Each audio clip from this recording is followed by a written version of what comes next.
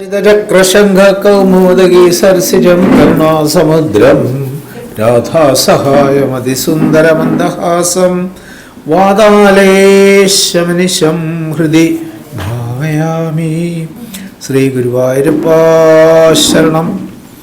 ഓം സമസ്തജനകല്യാണേ നിരതം കരുണാമയം നമാമി. ചിന്മയം ദേവം സദ്ഗുരും ബ്രഹ്മവിദ്വരം. ഓം ശ്രീ ചിന്മയ സദ്ഗുരുവേ നമഃ. ഓം ശ്രീ മഹാഗണപതേ നമഃ. ഓം ശ്രീ മഹാസരസ്വത്യൈ നമഃ. 92ാമത്തെ ദശകത്തിലെ രണ്ടാമത്തെ ശ്ലോകമാണ് നമ്മൾ കണ്ടുകൊണ്ടിരുന്നത്. കർമ്മമിശ്രഭക്തി എന്നാണ് വിഷയം. നിമി നവയോഗി സംവാദത്തിലെ 3 ആചാര്യന്മാരുടെ ഉത്തരങ്ങളാണ് കണ്ടുകൊണ്ടിരിക്കുന്നത്.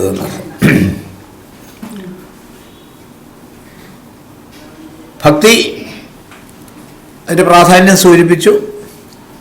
ദ്വൈതഭക്തിയിൽ അഥവാ സാധനാഭക്തിയിൽ അപരാഭക്തിയിൽ ആരംഭിച്ചു. എത്തേണ്ടത് സത്യഭക്തി, പരാഭക്തി, അനന്യഭക്തി, ഏകാന്തഭക്തി, ഒരുപാട് വാക്കുകൾ ഉപയോഗിക്കും. അവിടെ എത്തണം എന്നർത്ഥം. അതുതന്നെയാണ് ഭഗവത്ഗീതയിൽ ഭഗവാൻ ഉപദേശിച്ചത്. എന്ത്? അനന്യാ ചിന്തയന്തോ മാം യഃ ജനാഹ. ഏതൊരാൾ, അവിടെ ജാതിയും പറഞ്ഞില്ല, മതവും പറഞ്ഞില്ല, കാലവും പറഞ്ഞില്ല, ദേശവും പറഞ്ഞില്ല, പിന്നെ ഏതൊരാളാണോ എന്നെ അങ്ങനെ ഭരിക്കുന്നത്, അത് ഉണ്ടാകുന്നത് എങ്ങനെയാണ് എന്ന് സൂചിപ്പിച്ചു. അതിനാദ്യമൊക്കെ ഈ ദ്വൈതഭാവത്തിലുള്ള ഭക്തി പൂജാദിക്കാരനൊക്കെ, പൂജയിലൊക്കെ ദ്വൈതമാണല്ലോ എന്നർത്ഥം അല്ലേ. ആ പരമമായ ഭാവത്തിൽ എത്തിക്കഴിയുമ്പോഴാണ് ഞാൻ എന്നെ പൂജിക്കുന്നു എന്നുള്ള ഒരു ഇതൊക്കെ വരുന്നത്. അതുവരെ ഞാൻ ഭഗവാനെ പൂജിക്കുന്നു. അവിടെ ത്രിത്വം അഥവാ ത്രിപുടി ഉണ്ട്. പൂജിക്കുന്ന ഞാൻ, പൂജിക്കപ്പെടുന്ന ഭഗവാൻ, പൂജ. ഇതിനാണ് ത്രിപുടി എന്ന് പറയുന്നത്. ത്രിപുടി മുടിഞ്ഞ്, ശ്രീനാരായണ ഗുരുദേവൻ ഉപയോഗിച്ച വാക്കാണ്. ത്രിപുടി മുടിഞ്ഞില്ലാതാകണം. ഇനി അടുത്തതിലേക്ക് കടക്കാം. അതിൽ ഭക്തി ഇല്ലാത്ത ആളുകൾക്കും, ഇതൊക്കെ ഭാഗവതത്തിൽ പല സ്ഥലം, കാവ്യത്തിലുമൊക്കെ നമ്മൾ കണ്ടതാണ്. ഭക്തിഹീനന്മാരുടെ അവസ്ഥ പലയിടത്തും കാണാം. ഗൃഹാസക്തന്മാരുടെ പതനം. പലയിടത്തും ഉപയോഗിച്ച ഹെഡിങ് അതായിരുന്നു, ഗൃഹാസക്തന്മാരുടെ പതനം. കഥാദി ശ്രവണങ്ങൾക്ക് അധികാരമില്ലാത്തവരെന്ന് വെച്ച് കുറച്ച് പേരെ മാറ്റിവെച്ചു. ആര്? അല്ലാദ്യം പറയുന്നതാണ് സ്ത്രീ ശൂദ്രാദികൾ. അവിടെ സ്ത്രീ എന്ന് പറഞ്ഞാൽ സ്ത്രൈണഭാവം മുറ്റി നിന്ന് വികാരപരമായ സമീപനം മാത്രമുള്ളവർ എന്നർത്ഥം. പൂജ്യ ഗുരുദേവൻ പറയുന്ന പലപ്പോഴും പറഞ്ഞിട്ടുണ്ട്. സാരി എടുത്ത ധാരാളം പുരുഷന്മാരുമുണ്ട്, പാൻറ്റിട്ട് ധാരാളം സ്ത്രീകളുമുണ്ട്. അപ്പം ശരീരത്തിൻ്റെ ഷേപ്പ് നോക്കിയിട്ടല്ല. സ്ത്രീ, ബാല, അന്ധ, ജഡ ഇതൊക്കെ സൂചിപ്പിക്കുന്നതിനൊന്നും അല്ല എന്നർത്ഥം. അതിൻ്റെ വാച്യാർത്ഥം എടുക്കരുത്. അപ്പം അങ്ങനെ അധ്യാത്മരാമായണം ആദ്യം പറയുന്നിടത്ത് പറയുന്നുണ്ട്, അവർക്ക് വേണ്ടിയിട്ടാണിത്. അങ്ങനെയുള്ള സ്ത്രീശൂദ്രാദികളുടെ അവരുടെ കാര്യം പോട്ടെ, അവർക്ക് കേൾക്കാൻ സാധിക്കുന്നില്ല, അവരുടെ സംസ്കാരം അങ്ങനെ ആയതുകൊണ്ട്. അതുകൊണ്ട് വേറെ ജാതിപരമായിട്ടുള്ള ഒരു നിഷേധം, അത് പിന്നീട് അധപ്പതിച്ച ഒരു ജാതിപരമായ ചിന്തയിലേക്ക് വന്നു എന്നുള്ള ഒരു സത്യമാണ്. പക്ഷെ ഇതുകൊണ്ടത് ഒരു വലിയ വിവാദമായ വിഷയമാണല്ലോ. ചാതുർവർണ്ണത്തിൽ നിന്നാണ് ജാതി വ്യവസ്ഥ ഉണ്ടായത് എന്നൊക്കെ പറഞ്ഞിട്ടാണ്. അതിരിക്കട്ടെ, ബാക്കിയുള്ള ആളുകളുണ്ട്. എവിടെ? ത്വത്പാദാസന്നയാതാൻ, നല്ല കുലത്തിൽ നല്ല സംസ്കാരമുള്ളവരുടെ കുലത്തിൽ ജനിച്ചിട്ട് ദ്വിജകുല ജനുഷ, അവരെ ഓർത്ത് എനിക്ക് ദുഃഖമാണ്. എന്തുകൊണ്ട്? തേ വൃത്തിയർത്ഥം യജന്ത, ഉദരനിമിത്തം. അതാണത്ര. നല്ല കുടുംബത്തിൽ ജനിച്ച് നല്ല സംസ്കാരം ഉണ്ടായിട്ട് അവരിങ്ങനെ ആ ഒരു ജന്മം പാഴാക്കി. അച്യുതപിഷാരടിയുടെ ആ ഒരു ചോദ്യമാണ് ബ്രാഹ്മണ കുലത്തിൽ ജനിച്ചവനാണെങ്കിലും ആ സംസ്കാരം ഇല്ലാതിരുന്ന ഭട്ടപാദർക്ക് ഈ മാറ്റം ഉണ്ടാകാൻ കാരണം. നല്ലൊരു ബ്രാഹ്മണ ജന്മം ഇങ്ങനെ പാഴാക്കി കളയുന്നല്ലോ എന്ന് ഇത്തിരി ഉറച്ചു പറഞ്ഞു. അതാണ് ചില കാര്യങ്ങൾ ഇത്തിരി ഉറച്ചു പറഞ്ഞതിന് ഫലം ഉണ്ടാകുന്നത്.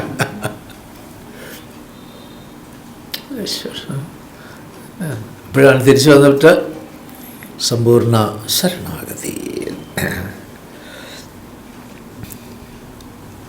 അവരെ എന്തു ചെയ്യുന്നു? ശാസ്ത്രത്തിൻ്റെയോ ഗുരുക്കന്മാരുടെയോ ഒക്കെ വാക്കുകൾ അനാകരണയന്ത എന്ന് പറഞ്ഞാൽ കേട്ടില്ല എന്നല്ല, പിന്നെ അതിന് വേണ്ട ശ്രദ്ധയോടുകൂടി അവർ കേൾക്കുന്നില്ലോ. എന്നിട്ടോ വിദ്യാഭിജാത്യൈ തൃപ്താഹ. കഴിഞ്ഞ ദിവസം പറഞ്ഞില്ലേ, ബ്രാഹ്മണ്യം കൊണ്ട് കുന്തിച്ച് ബ്രഹ്മാവും തനിക്ക്.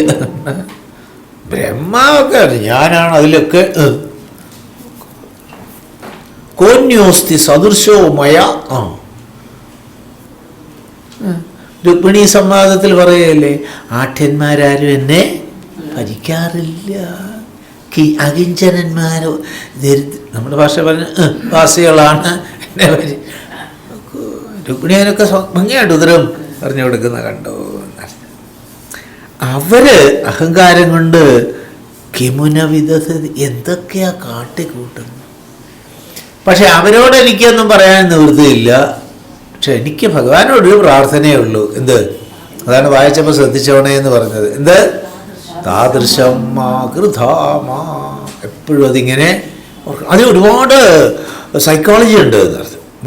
എന്താ പറയുക, മനഃശാസ്ത്രപരമായ സമീപനം. ഏറ്റവും പ്രധാനമായിട്ട് ഇത് പൂജ്യ രവിശങ്കർജി പലപ്പോഴും ആവർത്തിച്ച് പറയാറുള്ളതാണ്.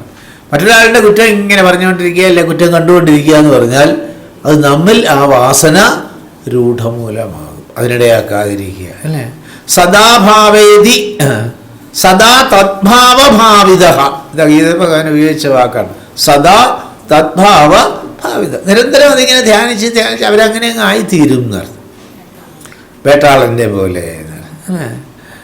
വേട്ടാളൻ സ്വന്തമായിട്ട് പ്രചരണമൊന്നുമില്ല. ഇനി വരുന്നുണ്ട് 24 ഗുരുക്കന്മാരിൽ വരുന്നുണ്ട്.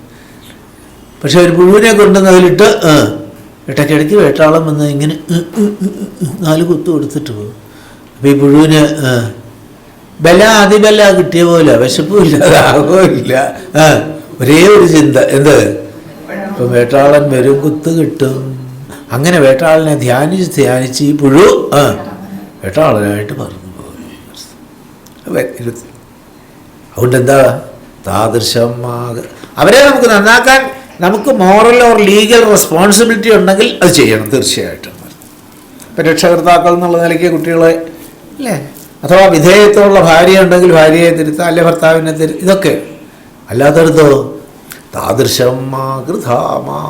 അതുകൊണ്ടാണ് നാരായണീയത്തിലെ ഇത്തരം 2-3 കാര്യങ്ങളെങ്കിലും പഠിച്ചു വെക്കണമെന്ന് എപ്പോഴും പറയാൻ പാടില്ല ഒരു കാര്യം. അപ്പം ചിന്തിക്കാറുള്ളത് കൊണ്ടാണ്. എന്ത്? എന്നെ അത്തരക്കാരൻ ആക്കാതെ. അത് നമുക്ക് പ്രാർത്ഥിക്കാം. അപ്പോൾ നമ്മുടെ ഉള്ളിൽ അത്തരം വല്ല ടെൻഡൻസി എന്താ പറയുക വാസനകളൊക്കെ ഉണ്ടെങ്കിൽ അത് വിട്ടുപോകാൻ ഇത് സഹായിക്കും. മറിച്ചാണെങ്കിലോ ഇത്തരം വാസനകൾ വർദ്ധിക്കാൻ ഇടയാവും. അതുകൊണ്ട് ഈ ഫോൾട്ട് ഫൈൻഡിങ് മെഷീനറി ആവാതിരിക്കുക. ഓഡിറ്റുകാർക്ക് തന്നെ അത് പറയാൻ പറ്റില്ല. അവർ ഫോൾട്ട് ഫൈൻഡിങ് മെഷീനറിയാണ്. അവരോട് കുറ്റം കണ്ടുപിടിക്കാനേ പറഞ്ഞിട്ടുള്ളൂ. പക്ഷേ അത് മനുഷ്യരുടെ കുറ്റം കണ്ടുപിടിക്കാനല്ല പറഞ്ഞത്. സിസ്റ്റം ഫെയിലിയറും ഇൻഡിവിജ്വൽ അതൊക്കെ നോക്കാൻ വേണ്ടിയിട്ടാണ്. കാരണം ഒരാളുടെ 5 രൂപയുടെ ഇവേഷൻ ഓഫ് ഡ്യൂട്ടിയാണ് കണ്ടതെങ്കിൽ നാളെ അത് 5 രൂപ അല്ലേ ഉള്ളൂ, സാരമില്ല, അത് സാധാരണ ദൃഷ്ടിയിൽ പറയാം. പക്ഷേ നമുക്ക് പറയാൻ പറ്റില്ല. എന്തുകൊണ്ട്? അതുകൊണ്ടാണ് ഞങ്ങൾക്ക് സിസ്റ്റം റിവ്യൂ ചെയ്യാനാണ് വെച്ചത്. ഇന്ന് 5 രൂപ ആണെങ്കിൽ നാളെ 5 ലക്ഷം 5 കോടി ലൂപ്പ് ഹോൾസ് അത് നമുക്ക് തീർച്ചയായിട്ടും ഉണ്ട്. അത് ഈ പറഞ്ഞ പോലെ ഭഗവാൻ സമർപ്പിച്ചിട്ട് ചെയ്യുകയാണെങ്കിലോ വേണ്ടത് ഭഗവാൻ കാണിച്ചു തരും. പറഞ്ഞുകൊണ്ട് ചെറിയ അനുഭവം കൂടെ സൂക്ഷിക്കും. സെൻട്രൽ എക്സൈസിൽ വിങ്ങിൽ വർക്ക് ചെയ്യുന്ന കാലത്ത് ഈ ഗേറ്റ് പാസ് എന്ന് പറയും, ഈ വെളിയിലേക്ക് സാധനങ്ങൾ കൊണ്ടുപോകുന്നത് ഗേറ്റ് പാസ് എഴുതി ഡ്യൂട്ടിയബിൾ ഐറ്റം ആണെങ്കിൽ ഡ്യൂട്ടി അടച്ച് അതിൻ്റെ കോപ്പി സെലക്ട് ഫോർമാലിറ്റീസ് ഉണ്ട്. അപ്പോൾ ആ വിങ്ങിൽ കുറച്ച് നാൾ വർക്ക് ചെയ്തിട്ടുണ്ട്. അപ്പോൾ 1 വർഷത്തിലാകുമ്പോഴത്തേക്ക് കെട്ടുകണക്കിനാണ് ഗേറ്റ് പാസുകൾ വരുന്നത്. അപ്പോൾ അവരോട് പറയല്ല. അപ്പോൾ നമുക്ക് ടെസ്റ്റൊക്കെ ആണ്. ഏതെങ്കിലും ഒരു മാസം on the spot supervising officer select ചെയ്യും. അതാണ് പിന്നെ ഡീറ്റെയിൽഡ് ചെക്ക്. ബാക്കിയൊക്കെ ജനറൽ ചെക്കുകൾ. അപ്പോൾ ഇങ്ങനെയായിരുന്നു കൊണ്ടുവച്ചു. ബണ്ടിൽ ഇങ്ങനെ തട്ടിയിട്ട് ഒരു ബുക്ക് എടുത്തു. ഒരു ബുക്ക് എടുത്തിട്ട് ഇങ്ങനെ മറിച്ചു. എന്നിട്ട് ഒരു പേജ് എടുത്തു. അതിനകത്ത് മിസ്റ്റേക്ക്. കൂടുള്ളവരും അവിടുത്തെ സ്റ്റാഫും ഇതെന്താ സാറേ ഈ കാണുന്നത്?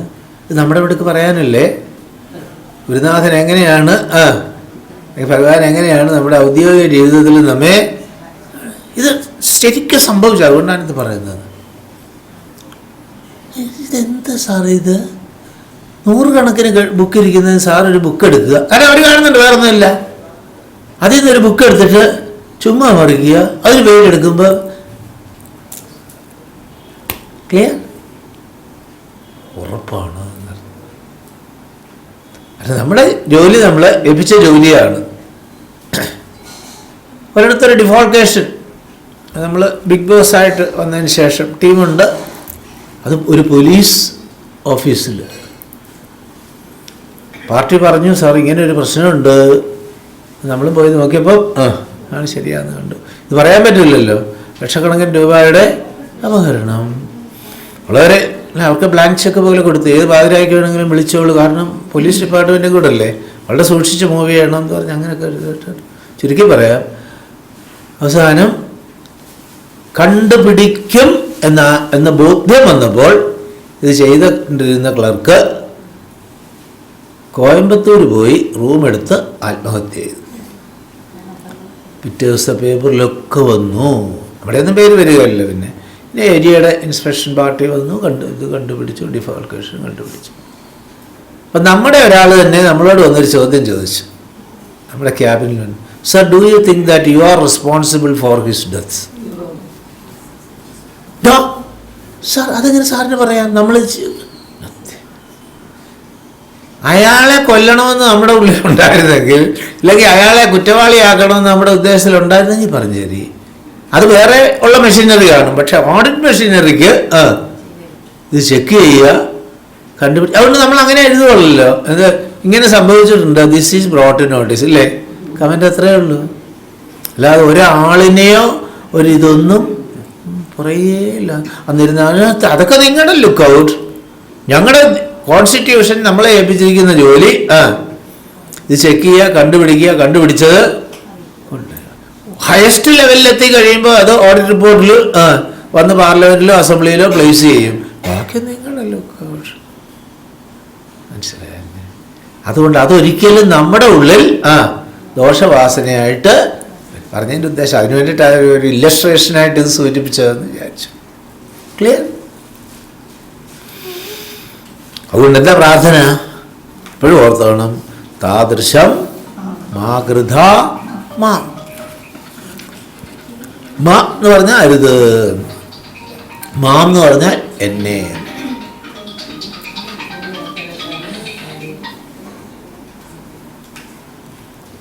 അതിവിടെ അനുവദനീയമല്ല.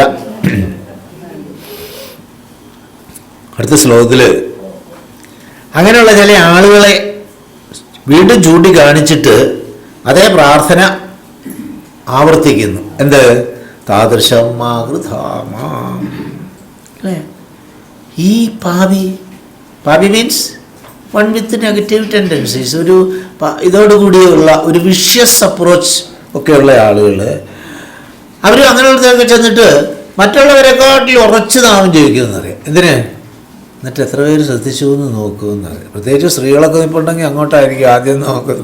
എത്ര പേര് സൂചിപ്പിച്ചു രാമോ രാമോ എന്നൊക്കെ ഉറച്ചൊക്കെ അങ്ങോട്ട് ലഭിക്കും. എന്നിട്ടില്ല മറ്റുള്ളവര്. പക്ഷെ അവരിങ്ങനെ കാണിക്കുന്നതുകൊണ്ട് എന്ത് വരും? നിർലജ്ജസ്. ഈ നാണം കെട്ടവന്മാര് ഇങ്ങനെ പറഞ്ഞിട്ട് എന്താ, എനിക്ക് ഭഗവാനോട് പറയാനുള്ളത് പറയാൻ പറ്റുന്നില്ല. ബഹുതര കഥനീയാനി വിഘ്നിതാനി. ഭഗവാന്റെ അടുത്ത് കുറേ ആവലാതി പറയാനാണ് ഞാൻ വന്നത്, ഒരക്ഷരം പറയാൻ പറ്റുന്നില്ല. എന്തുകൊണ്ട്? ഇവര് ഇങ്ങനെ പറയുമ്പോൾ എൻ്റെ ശ്രദ്ധ അങ്ങോട്ട് പോകുന്നു. അതുകൊണ്ട് ഇവിടെ മേ ഭ്രാത എന്ന് പറഞ്ഞിട്ട് തന്നെയാണ് പറഞ്ഞത്. വിഷ്ണു ഭജതി എന്നൊക്കെ ഭാവിച്ചുകൊണ്ട് നടക്കുന്നു. പക്ഷേ എന്താ ചെയ്യുന്നത്? നിഹിതമതീൻ ബുധാൻ നിന്ദന്തി. മഹാത്മാക്കളെ, ജ്ഞാനികളെ, വിദ്വാൻമാരെ പരിഹസിക്കുക, നിന്ദിക്കുക, അവമതിക്കുക, ഇതാണ് അവരുടെ സ്വഭാവം. ശരിയായ ഭക്തൻ ഒരിക്കലും മറ്റൊരാളെ നിന്ദിക്കില്ല. അതുകൊണ്ടാണ് പഴയ അമ്മമാർ പറയുന്നത്, വന്ദിച്ചില്ലെങ്കിലും നിന്ദിക്കാതിരിക്കൂ. അതാണ് സൂര്യപിണ്ഡം. ചിന്തിക്കുക. അതുകൊണ്ട് താദൃശം ആകൃതാമാ. ആധ്യാത്മിക ആചാര്യന്മാരുടെ ഇടയ്ക്ക് പോലും ഇതുണ്ട് എന്നാണ് മനസ്സിലായി. എന്ത് ഇപ്പം അങ്ങനെ ഇങ്ങനല്ലേ ഇങ്ങനെയല്ലേ അങ്ങനെയൊക്കെ അല്ലേ വിശദീകരിക്കുന്നില്ല. ആ സംസ്കാരം ഉള്ളവരുടെ ഇടയ്ക്ക് പോലും മറ്റൊരാളിനെ ഞങ്ങളിത്തവണ അങ്ങയുടെ സപ്താഹമാണ് വെച്ചിരിക്കും. അയ്യേ വേറെ ആരെയും കിട്ടിയില്ലേ നിങ്ങൾക്ക്? ആദ്യത്തെ ചോദ്യം. ബാക്കി വെച്ചിരിക്കുന്നു താദൃശം ആകൃതാമാം. പിന്നെ ഓരോ യുഗങ്ങളിലുള്ള ഭജനമാർഗത്തെ സൂചിപ്പിക്കുന്നു. കൃതയുഗത്തിൽ ശ്വേതഛായം, വെളുത്ത കാന്തി. പിന്നെ ശമതമാദികളെ കൊണ്ട് ഭഗവാനെ പൂജിക്കുന്നു. കാരണം കൃതയുഗം എന്ന് പറഞ്ഞാൽ കൃതകൃത്യതയുള്ള യുഗം, വിത്ത് എ സെൻസ് ഓഫ് കൃതകൃത്യത. ഇനി ഈ ചിന്തകളൊന്നുമില്ല എന്നർത്ഥം. അവിടെയാണ് സത്യയുഗം എന്നും കൂടെ അതിന് പേരുള്ളത്. ഒന്നാമത്തെ യുഗത്തിൻ്റെ പേരല്ല സത്യയുഗം അഥവാ കൃതയുഗം. അടുത്തത് ത്രേതായുഗം. അവിടെയോ അരുണതനും സൃക്സുവാദ്യങ്കിതം. സൃക്സുവങ്ങൾ യജ്ഞത്തിൻ്റെ ഭാഗമായിട്ട് നമ്മൾ നേരത്തെ കണ്ടതാണ്. അപ്പോൾ അതൊക്കെ കൊണ്ട് ഭഗവാനെ പ്രീതിപ്പെടുത്തുന്നു. ദ്വാപരയുഗത്തിലോ ദ്വാപരേ ശ്യാമളാംഗം വിൽസതരിഗതം. ശംഖചക്രഗദാ പത്മധാരിയായിട്ടിരിക്കുന്ന ഭഗവാനെ പൂജിക്കുന്നു. എങ്ങനെ പൂജിക്കുന്നു? തന്ത്രമാർഗൈഹി. അങ്ങനെയാണ് ഈ പല സാത്വത തന്ത്രം. എപ്പോഴാണ് സാത്വത തന്ത്രത്തെക്കുറിച്ച് പറഞ്ഞത് ഇവിടെ?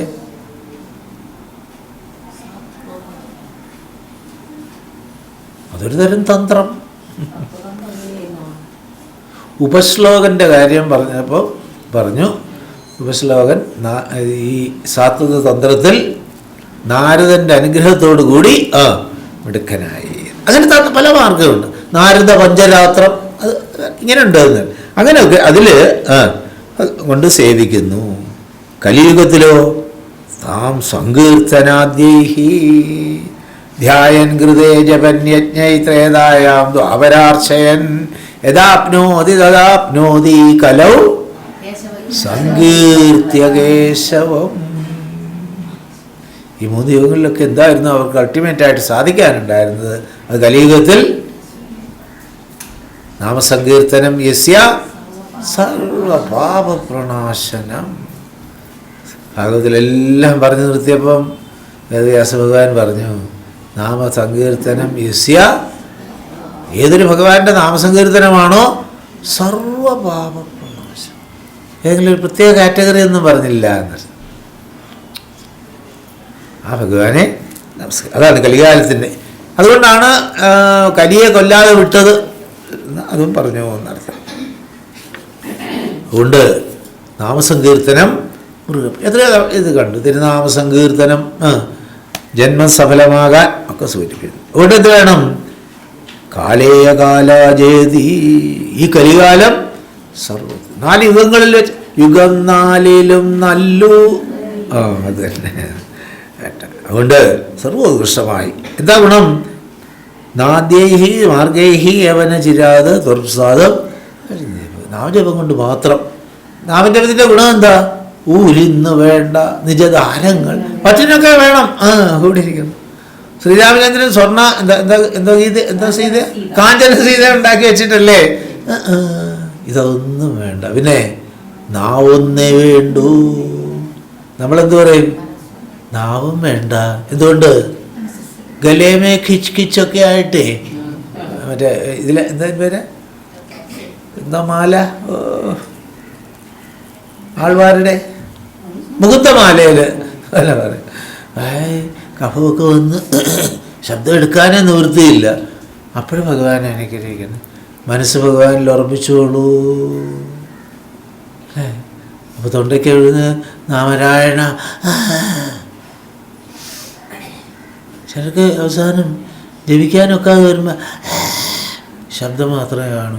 മനസ്സുകൊണ്ട് അവർ നാരായണ എന്ന് ജപിച്ചുകൊണ്ടിരിക്കും. ഇതുകൊണ്ട് മനസ്സുകൊണ്ട് ജപിച്ച്, അതാണ് സൂക്ഷ്മമായ ജപത്തിൽ. ജപം പല തലങ്ങളിലൊക്കെ സൂചിപ്പിക്കും. ഏറ്റവും ശ്രേഷ്ഠമായിട്ട് വെച്ചിരിക്കുന്നത് മാനസിക ജപം, ചുണ്ട് മാത്രം അനങ്ങുന്നത് ഒരു തരം, ഉറച്ചു ജപിക്കുന്നത് വേറൊരു തരം. ചിലർ പറയും ഉറച്ചു ജപിച്ചോളൂ എങ്കിലേ ഭഗവാൻ കേൾക്കുകയുള്ളൂ. ഭഗവത്ഗീത പഠിച്ചവരാരെങ്കിലും അതന്നെ ആ സങ്കല്പത്തോടുകൂടി ചെയ്തോളൂ. ഭഗവാൻ കേൾക്കാൻ വേണ്ടിയിട്ടെന്ന് പറഞ്ഞ് ചെയ്താൽ അബദ്ധമാകില്ല എന്നാണ്. ഇത് അതാവട്ടെ, സങ്കല്പത്തിൻ്റെ വ്യത്യാസമാണ്. അതെ അതെ.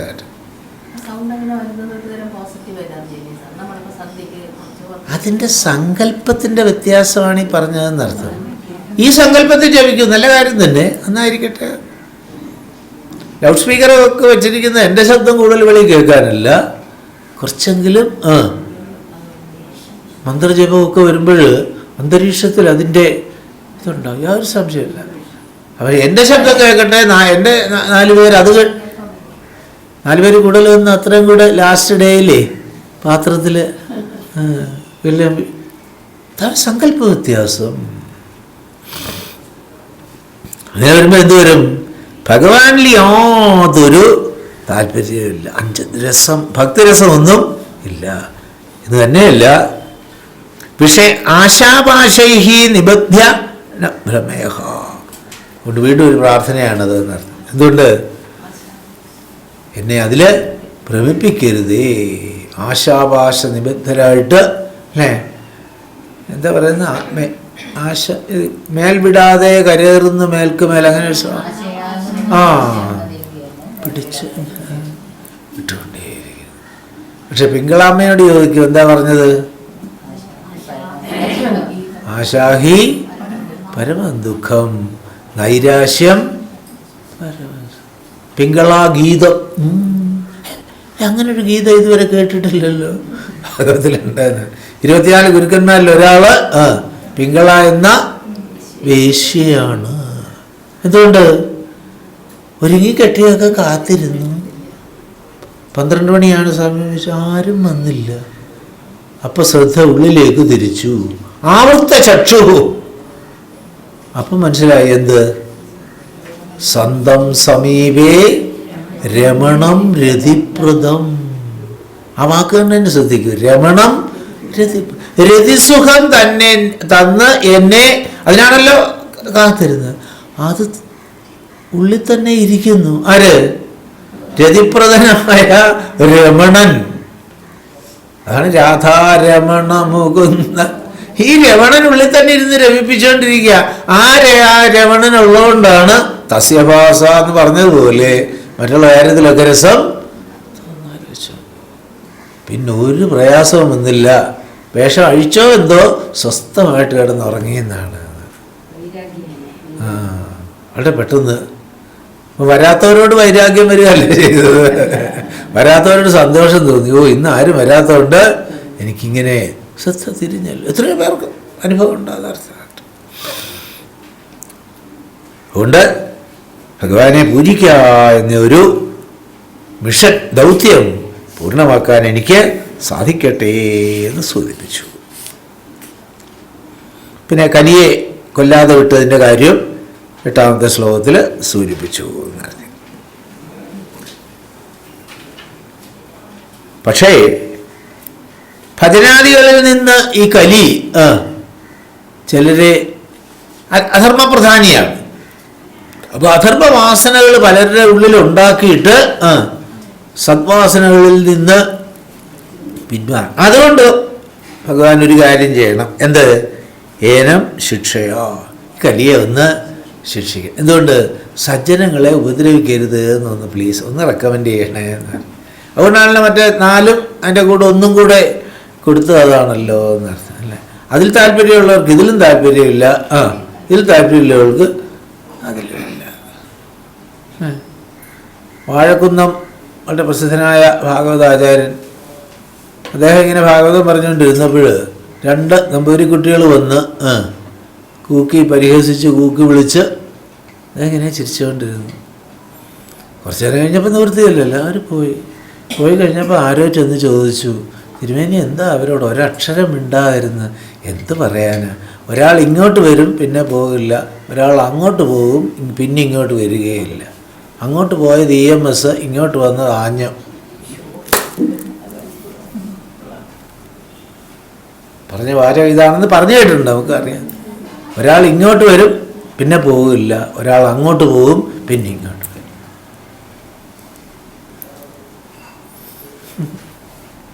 ബാലകൃഷ്ണമേനോൻ ശിവാനന്ദ സ്വാമിയെ കണ്ടത് എന്തിനു വേണ്ടിയിട്ടാണ്? സ്വാമിമാരൊക്കെ കള്ളന്മാരാണെന്ന് എഴുതാൻ വേണ്ടിയിട്ടാണ്. ഗെറ്റ് ഔട്ട് എന്നല്ല പറഞ്ഞത്, പിന്നെ വെൽക്കം സിറ്റ് ഡൗൺ. ആര് പറയും? എന്തുകൊണ്ട്? ഒറ്റ നോട്ടത്തിൽ ഒരു സ്വാമി ചിന്മയാനന്ദനെ വിഷ്വലൈസ് ചെയ്ത് കഴിഞ്ഞു. കണ്ടു കഴിഞ്ഞാൽ പിന്നെന്താ ഗുണം? അതല്ലാത്ത ഭാഗം ശില്പി എന്താ ചെയ്യുന്നത്? ഒരു തടിയിലോ ഒരു കല്ലിലോ ആദ്യം ഗുരുവായൂരപ്പൻ്റെ, കൃഷ്ണൻ്റെ, ദേവിയുടെ സുന്ദരമായൊരു രൂപം കാണും. പിന്നെ എളുപ്പം അതല്ലാത്തതൊക്കെ അങ്ങോട്ട് അതാണ് ചെയ്തിട്ടൊരു ചിന്മയാനന്ദനെ ലോകത്തിന് സമ്മാനം. അതുപോലെയാണ് വാഴകുന്നം പറഞ്ഞു തന്നത്. ഒരാൾ ഇങ്ങോട്ട് വരും, അവസാനം വരെ എന്തായിരുന്നു? ഗുരുവായൂരേക്ക് വരുന്നില്ല എന്ന് പറഞ്ഞിരുന്ന ആളാ. ആരെ? ഞാൻ. എന്താ വരാൻ കാര്യം? വിടാത്ത വയറുവേദന, എന്തെല്ലാം ചെയ്തിട്ടും മാറുന്നില്ല. ഒരമ്മാവൻ അവിടെ കീഴ്ശാന്തിയായിട്ട് വന്നു. അപ്പം എന്തായാലും കുറച്ചാൾ അവിടെ വന്ന് നോക്കുക. എല്ലാം നോക്കിയല്ലോ, എന്നാൽ ഭഗവാന്റെ ഭക്ഷണം കഴിച്ചു നോക്ക്. ഒട്ടും വിശ്വാസമില്ലായിരുന്നു. എന്നിട്ട് അദ്ദേഹം തന്നെ എഴുതിയിരിക്കുന്നത് നടക്കേക്കൂടെ അങ്ങോട്ട് പോകുമ്പോൾ ഇങ്ങനെ തിരിഞ്ഞ് ഇങ്ങനെ പോകുന്നത്.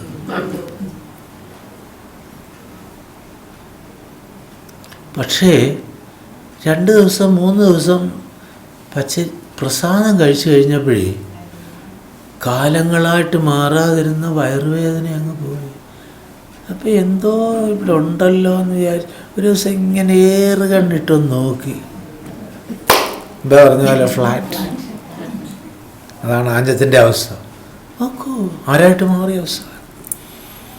നാരായണ എന്ന് സദാ ജപിച്ചാൽ പാപം കെടും പശി കെടും എന്ന് ഉറപ്പിച്ചെഴുതാൻ കഴിഞ്ഞു. നോക്കൂ, എന്തിനാ ഇതൊക്കെ പറയുന്നത്? മനസ്സിലാക്കണം അല്ലേ? ഇന്ന് രാവിലെ ഇതുപോലെ കുറേ കാര്യങ്ങൾ പറയാനിടയായി. ആരെങ്കിലും ചെന്ന് തിരുവേനി രക്ഷയില്ല, എന്താ വയ്യ, സാരമില്ല, നീ അവിടുന്ന് 2 കദളിപ്പഴവും ഒരു പട്ടുകോണവും വാങ്ങിച്ചിട്ട് അവിടെ കൊണ്ടുവച്ച് നാരായണാന്ന് 10 തവണ നാമം ചോദിച്ചിട്ട് പോയി. അവിടെയുള്ള വലിയ ആചാര്യം, നമ്മളവർ പറയുന്നത് ഇങ്ങനെ കേട്ടത് മാത്രമാണ്. ആഞ്ഞം അത് പറഞ്ഞാൽ അത് സാധിക്കാതിരിക്കാൻ, അല്ലേ? നേരത്തെ പറഞ്ഞില്ലേ, ഭഗവാൻ വിൽ ഹെൽപ്പ് യു ഹെൽപ്ലെസ്ലി. ഭഗവാൻ ഗുരുവാ അങ്ങനെയാണ് ആഞ്ഞത്തിന്. അതിന് വല്ല സിദ്ധി അതൊന്നും പറഞ്ഞില്ല. പക്ഷേ ഗുരുവായൂർ ദേവസ്വം ബോർഡ് ഉണ്ടാക്കിയപ്പോൾ എല്ലാവരും കൂടെ ചെന്ന് അപേക്ഷിച്ചു. ആദ്യത്തെ ചെയർമാൻ ആഞ്ഞമായിരിക്കണം. വലിയ ഇത് കരുണാകരനും അതുപോലുള്ള അന്നത്തെ VIPs ഒക്കെ കൂടെ ചെന്നിട്ടാണ് ആവശ്യം. കാരണം അപ്പോഴത്തേക്ക് അദ്ദേഹത്തിന് അതുപോലൊരു സമ്മതനായിരുന്നു. അപ്പോൾ ആദ്യമായിട്ട് ദേവസ്വം ബോർഡ് വന്നേ കേട്ട്, ശരി നാളെ പറയാമെന്ന് പറഞ്ഞു. അപ്പം സമ്മതിക്കാനുള്ള പുറപ്പാടാണ്. പിറ്റേ ദിവസം ആകാംക്ഷയോടെ കാത്തിൽ ചെന്നപ്പോൾ പറഞ്ഞു, എനിക്ക് ഭജിച്ചാൽ മതി, ഭരിക്കണ്ട.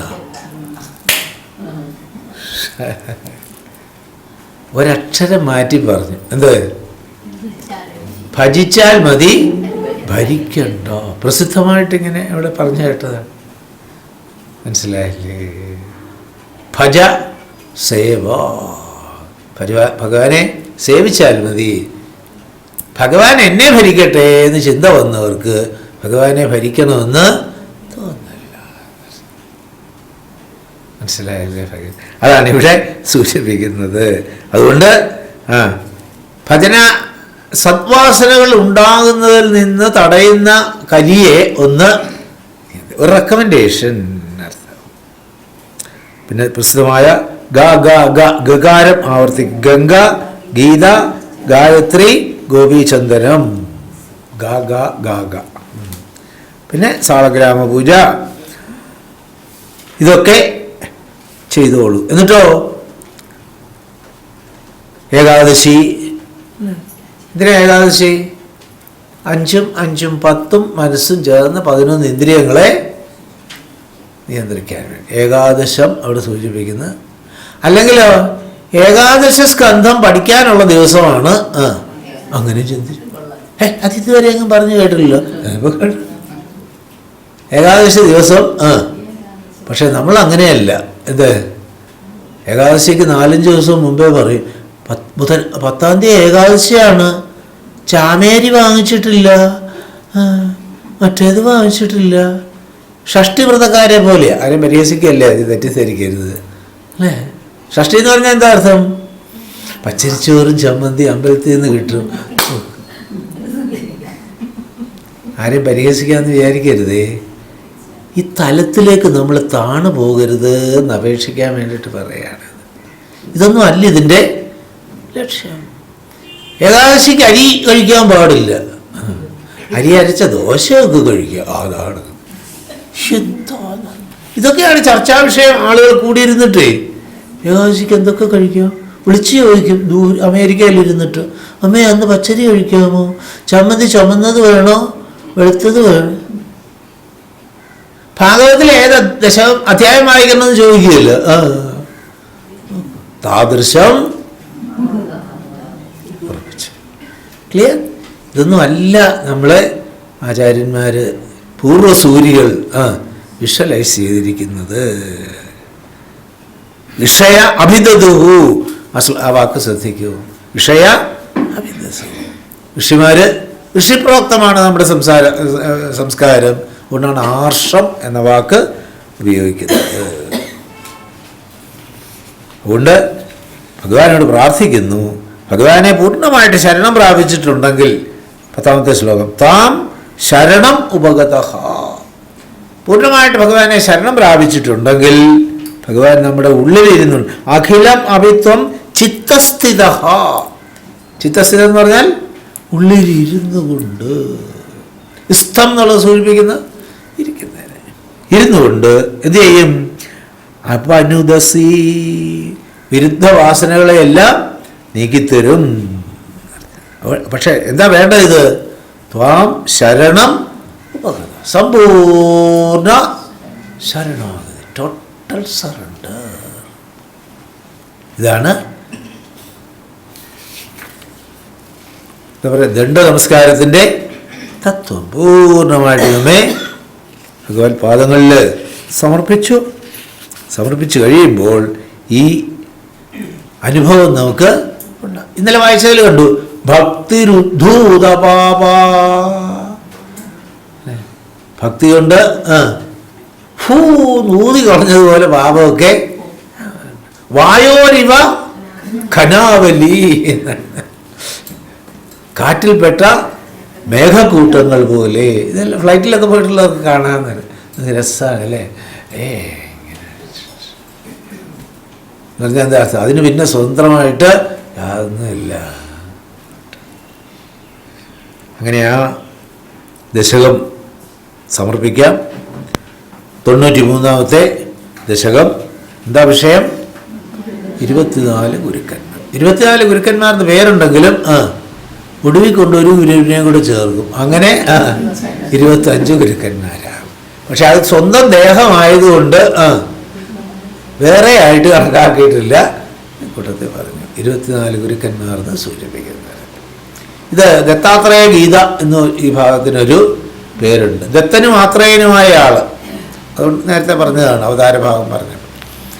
ഉപദേശിച്ചതാണ്. ആർക്കാ ഉപദേശിച്ചത്? യദുവിന്. രാജാധികാരം ഇല്ലാതെ പോയ യദുവിന് ഉപദേശിച്ചതാണ് എന്നാണ് സൂചിപ്പിക്കുന്നത്.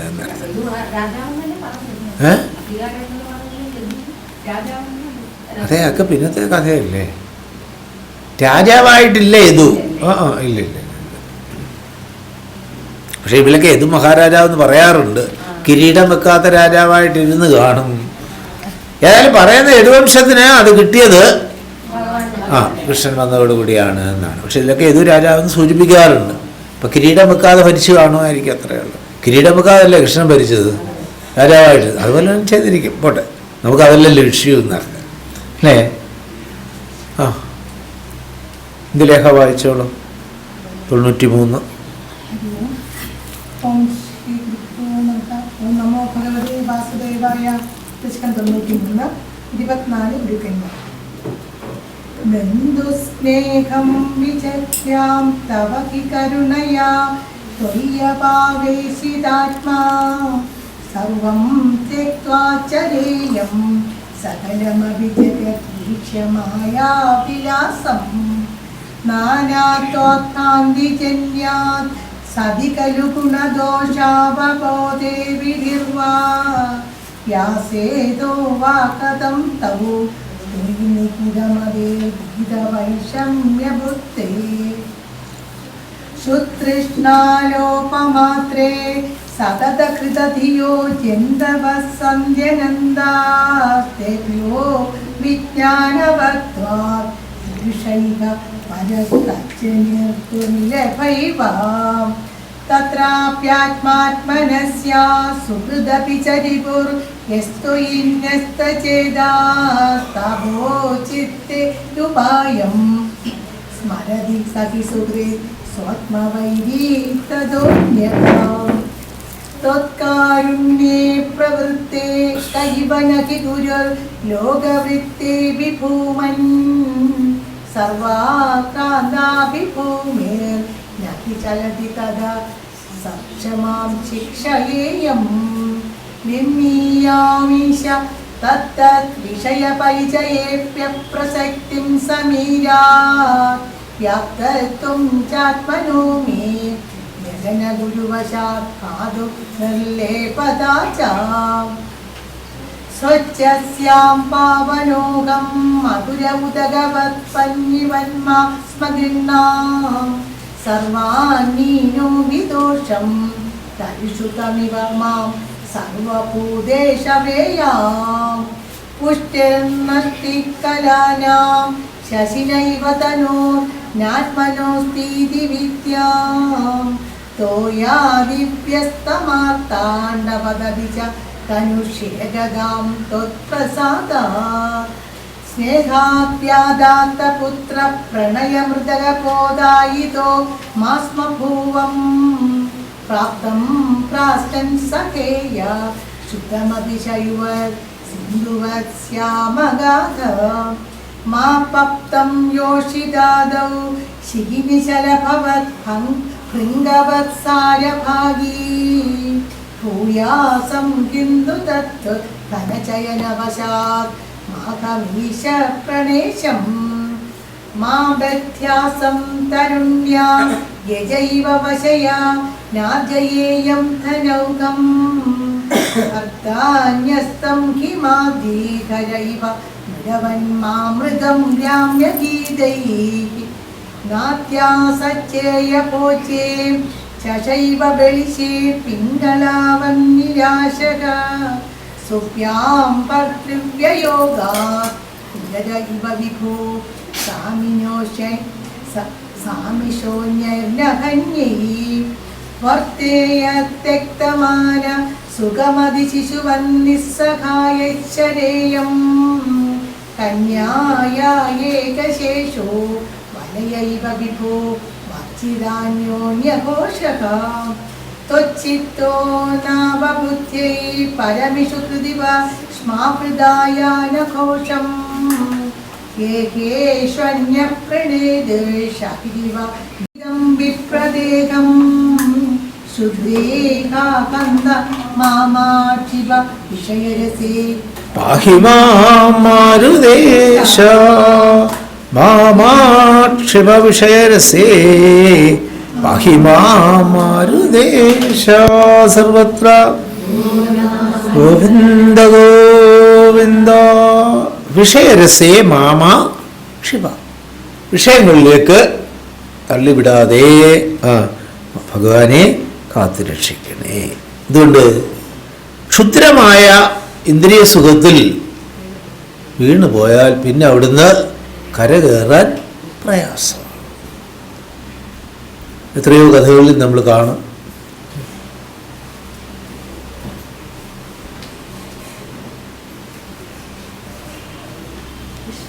എത്രയോ കഥകളില്ലേ വിഷയരസത്തിലേക്ക് ധ്യായതോ വിഷയാൻവം സഹ വിഷയാന്ധ്യായത് എത്രയോ സ്ഥലങ്ങളിൽ സൂചിപ്പിച്ചു കഴിഞ്ഞു.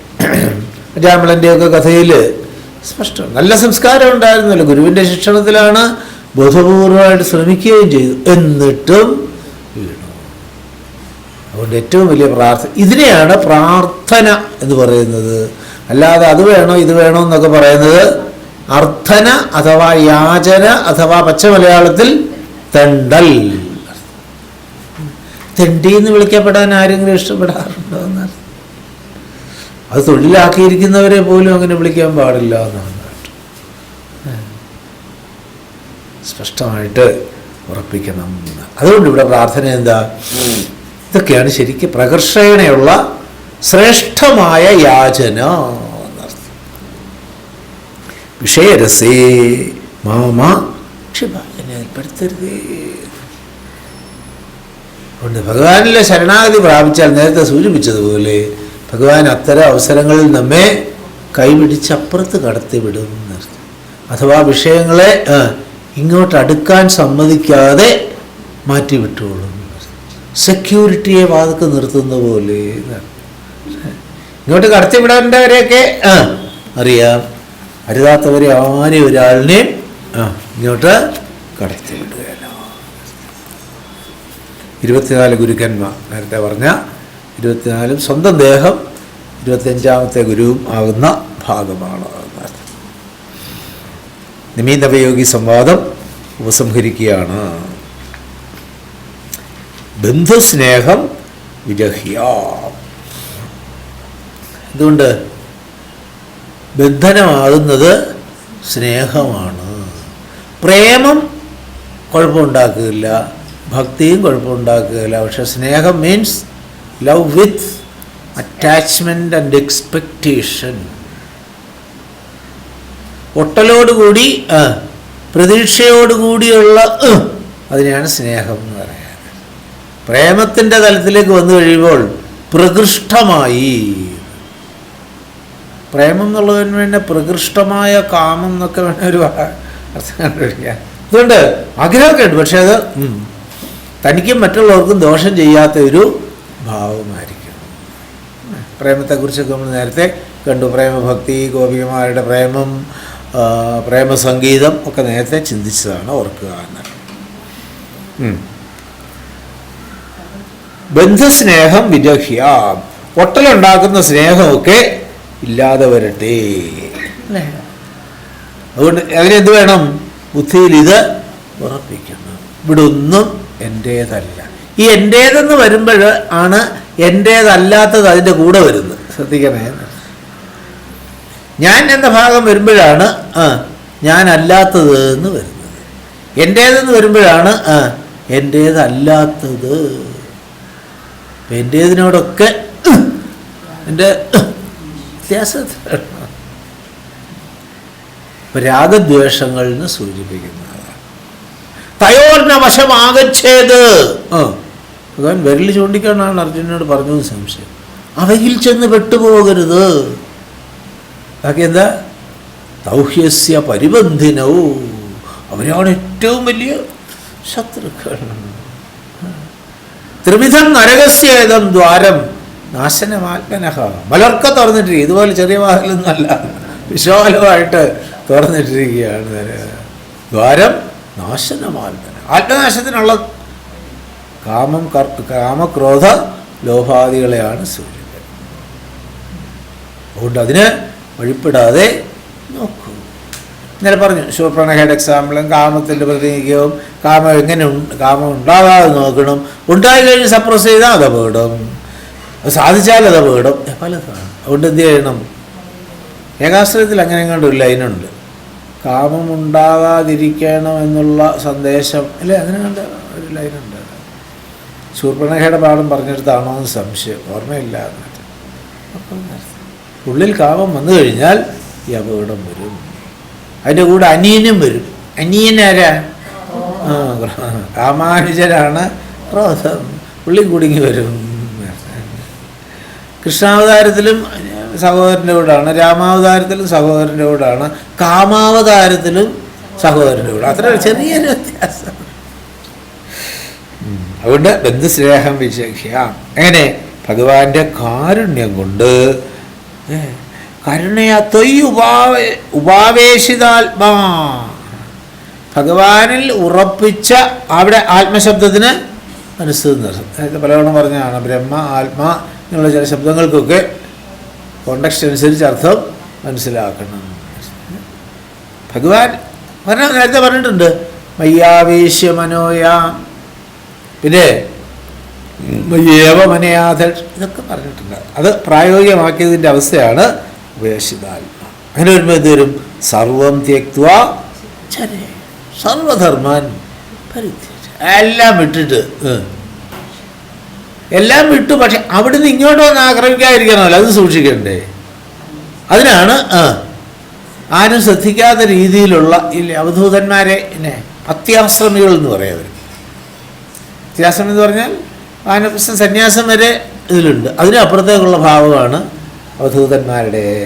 അവരുടെ ലീലകളെയൊന്നും ചിന്തിക്കരുതെന്ന് പരീക്ഷത്തിനോട് ഭഗവാൻ പറഞ്ഞെടുത്ത് കണ്ടു എന്നാണ്. അതുകൊണ്ട് എന്ത് ചെയ്യും? സകലം അഭിജഗത് മായാവിലാസം വീക്ഷ്യ, മായാമയമിതം സർവം. ബ്രഹ്മമോഹനം അവിടെ ഉണ്ട്. മായാമയമിതം സർവചരാചരം, ലൈൻ മറന്നുപോയി. അപ്പം എന്താ സൂചിപ്പിക്കുന്നത്? ഇവിടെ എന്തൊക്കെ കാണുന്നു അതൊക്കെ മായയിൽ കൂടിയുള്ള പ്രൊജക്ഷനാണ്. അത് നന്നായിട്ട് ഉറപ്പിക്കുക.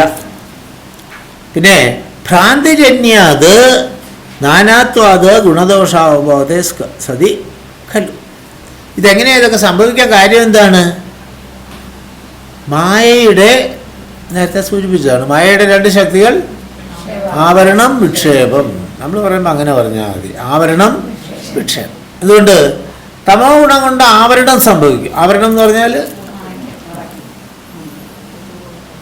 വിക്ഷേപം, അതല്ലാത്ത ഒന്ന് പ്രൊജക്റ്റ് ചെയ്യുന്നു. അതാണ് മായയുടെ കളി. ഉള്ളതിനെ അതല്ലാത്തതായിട്ട് കാണിക്കുന്നു, ഇല്ലാത്ത ഒന്ന് ഉണ്ട് എന്ന് തോന്നിക്കുന്നു. ഇങ്ങനെയുണ്ട്. ഇല്ലാത്തതൊന്നും ഉണ്ടാകുന്നില്ല, ഉള്ളതൊന്നും ഇല്ലാതാകുന്നില്ല എന്നൊക്കെ ഭഗവാൻ പറഞ്ഞു. പക്ഷേ നമ്മൾ മനസ്സുകൊണ്ട് കൽപ്പിച്ച്, അല്ല, സർവം മനക്കൽപ്പിതം. ദക്ഷിണാമൂർത്തി സ്തോത്രത്തിൽ അവിടെ ഇവിടെ ധാരാളം സ്ഥലങ്ങളിൽ ഉപയോഗിക്കുന്ന വാക്കാണ്. ഉണ്ടെന്ന് തോന്നുന്നതൊക്കെ തോന്നിക്കും. പടിയസി എന്ന് പറഞ്ഞാൽ സമർത്ഥമാണ്. അതുകൊണ്ട് ഭ്രാന്തി വരുമ്പോൾ എന്ത് വരും? നാനാത്വബുദ്ധി, നാനാത്വാത് ഗുണദോഷാവബോധേ സതികലു. അപ്പോൾ ഗുണദോഷങ്ങളെ കണ്ടുപിടിച്ച് ആട്രിബ്യൂട്ട് ചെയ്ത് തുടങ്ങും. അതുകൊണ്ടാണ് നാമരൂപ ഗുണദോഷവർജിതം ദേശകാല വിഷയാദിവർത്തിവത് ബ്രഹ്മതത്വമസി. വിവേകചൂടാമണിയിൽ വിശേഷമായിട്ട് നമ്മൾ പഠിച്ചതാണ് ഈ 10 ശ്ലോകം. ജാതി നീതി കുലഗോത്രദൂര, അതിലേതാണ്. തന്നെ അതിലേ തന്നെ. ജാതി നീതി കുല ഗോത്രദൂരകം നാമരൂപ ഗുണദോഷവർജിതം ദേശകാല വിഷയാദിവർത്തി യത് ബ്രഹ്മതത്വം. ഇതാണെന്ന് ചിന്തിക്കും. നമ്മൾ പറയുമ്പോൾ ബ്രഹ്മതത്വമസി, ആ ബ്രഹ്മതത്വമാണ് ഞാൻ. നജ ഭൂതസംഘ, അതും കൂടെ ചേർത്തുള്ളൂ. എല്ലാം കൂടെ ആവുമ്പോൾ ശരിയാണ്. മനോബുദ്ധി അഹങ്കാരം എല്ലാം എത്രയോ ശ്ലോകം. തദേകോവശിഷ്ട ശിവ കേവലോഹം. ഇവരൊന്നും പഠിച്ചില്ലെങ്കിൽ ഓരോ ശ്ലോകത്തിന് ഞാൻ ഇത് വെച്ചാൽ മറ്റുള്ളവരുടെ മുമ്പിൽ പറയുമ്പോൾ ഇതൊക്കെ പഠിച്ച ആളാണെന്ന് അവർക്ക് ഒരു തോന്നലുണ്ടാകുക. അങ്ങനെ ഒരു വലിയൊരു ഗുണമുണ്ടായിരുന്നു. അറ്റവും മുറിയെ പറയുന്നുണ്ടെങ്കിലും തദേകോവശിഷ്ട. പൂനെയിൽ ചിന്മയ വിഭൂതിയിൽ, അല്ലേ, നമ്മൾ 3 പേരും കൂടെ പോയ ക്യാമ്പിൽ അദ്വൈതാനന്ദ സ്വാമിജി എടുത്തതാണ്. അതിലാകെ ഇപ്പം ഇത്രേ അറിയാവൂ. അതുകൊണ്ടാവും നേരത്തെ പറഞ്ഞു മുറി എന്ന് പറഞ്ഞാൽ നമ്മുടെ കാര്യം തന്നെയാണ് പറഞ്ഞു, വേറെ ആരുടെ അല്ല. പക്ഷെ എല്ലാ കേൾക്കുന്നവരെന്ത് ധരിക്കും? ഇതൊക്കെ പഠിച്ചു. അതിലാകെ ഓർമ്മയുള്ള ഇത്രയേ ഉള്ളൂ എന്നർത്ഥം. എന്ത്? പക്ഷെ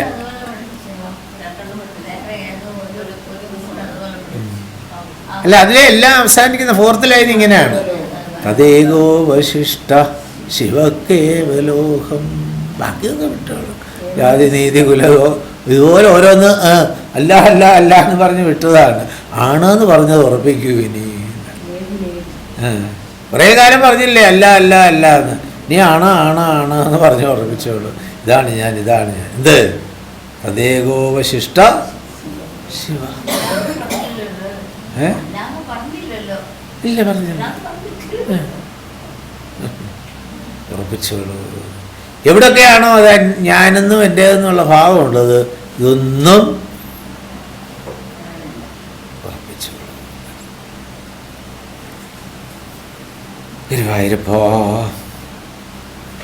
ഭട്ടതിരിപ്പാട് ഓർമ്മിപ്പിക്കുന്നത് എന്താണ്?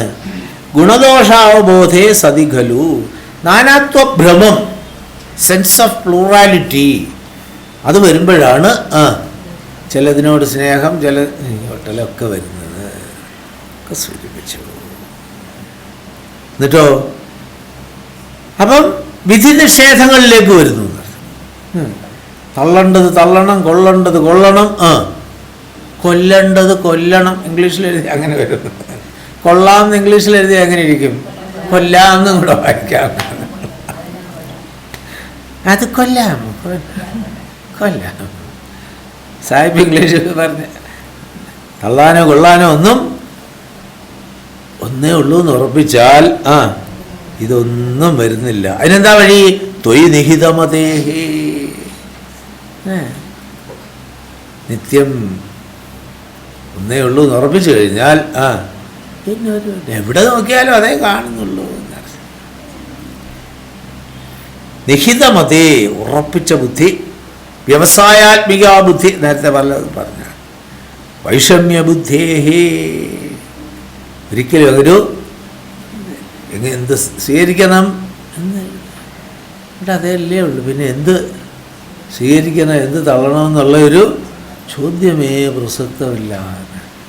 ഇങ്ങോട്ട് നോക്കിയാലും സർവം ബ്രഹ്മമയം,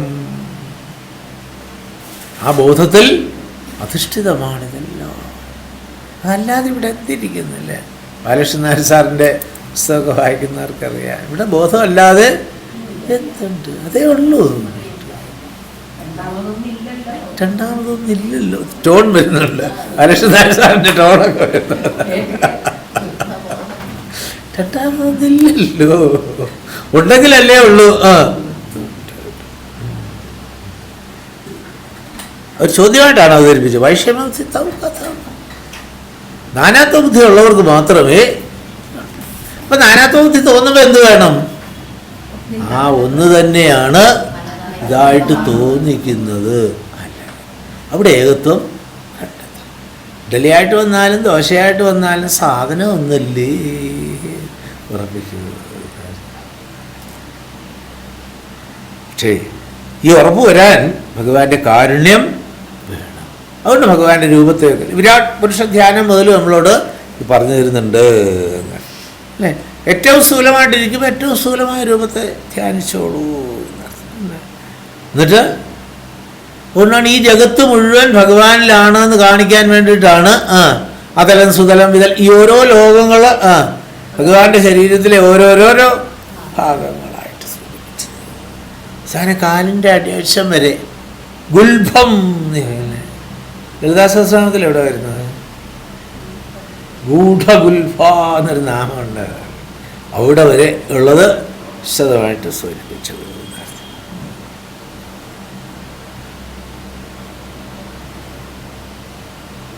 ബന്ധുസ്നേഹം എവിടെ എൻ്റേതെന്നുള്ളതുണ്ടോ അതിനെയൊക്കെ വിടാം. അതാണ് സ്നേഹവും പ്രേമവും ഭക്തിയും ഒക്കെ തമ്മിലുള്ള വ്യത്യാസം. ക്ഷുതൃഷ്ണാലോപമാത്രേ സതതകൃത ധിയ. ഒറ്റ കാര്യമേ ഓർമ്മയുള്ളൂ. ഇത് എപ്പോഴും എന്ത് കഴിച്ചുകൊണ്ടിരിക്കുക, വിശപ്പ്, ദാഹം, കഴിക്കുക കുടിക്കുക, കഴിക്കുക കുടിക്കുക. അത് മാത്രമുള്ളവരെ എന്താ പറയുന്നത്? ബാക്കി സമയം ഉറങ്ങുക. കുംഭകർണൻ 6 മാസം ഉറങ്ങും, 6 മാസം പറഞ്ഞ എന്താ അർത്ഥം? നമ്മുടെയൊക്കെ കാര്യം തന്നെയാണ്. 6 മാസം ഇല്ല, പ്രഹ്ലാദൻ പറയുമ്പോൾ പറയില്ലേ ആയുസിൻ്റെ പകുതി ഉറങ്ങിപ്പോകും. പക്ഷെ ഈ അവിടെ ക്ഷുതൃഷ്ണാലോപം മാത്രം എന്ന് പറഞ്ഞാൽ എന്താ അർത്ഥം? ദേഹധർമ്മത്തിൽ മാത്രം ഉദാഹരണം സൂചിപ്പിച്ചു എന്നുള്ളത്. അതിലേറ്റവും ഇതാണ്. അതുകൊണ്ടാണല്ലോ കാട്ടിലോട്ട് പോയ ഉടനെ തന്നെ അവർക്ക് ബലാതിബലയൊക്കെ ഉപദേശിച്ചു കൊടുത്തത് എന്നറിയാം. കാരണം നമ്മളെപ്പോഴും ട്രബിൾ ചെയ്യുന്നത് ഭാഗവത സപ്താഹത്തിൻ്റെ വിധി പറയുന്നിടത്ത് പോലും പറയുന്നത് എന്താ? MMV കുറയ്ക്കാൻ വേണ്ടിയിട്ട് ഇതൊക്കെ കുറയ്ക്കണം എന്നാണ്. MMV എന്ന് പറഞ്ഞാൽ മനസ്സിലായില്ലേ? മലമൂത്ര വിസർജനങ്ങൾ.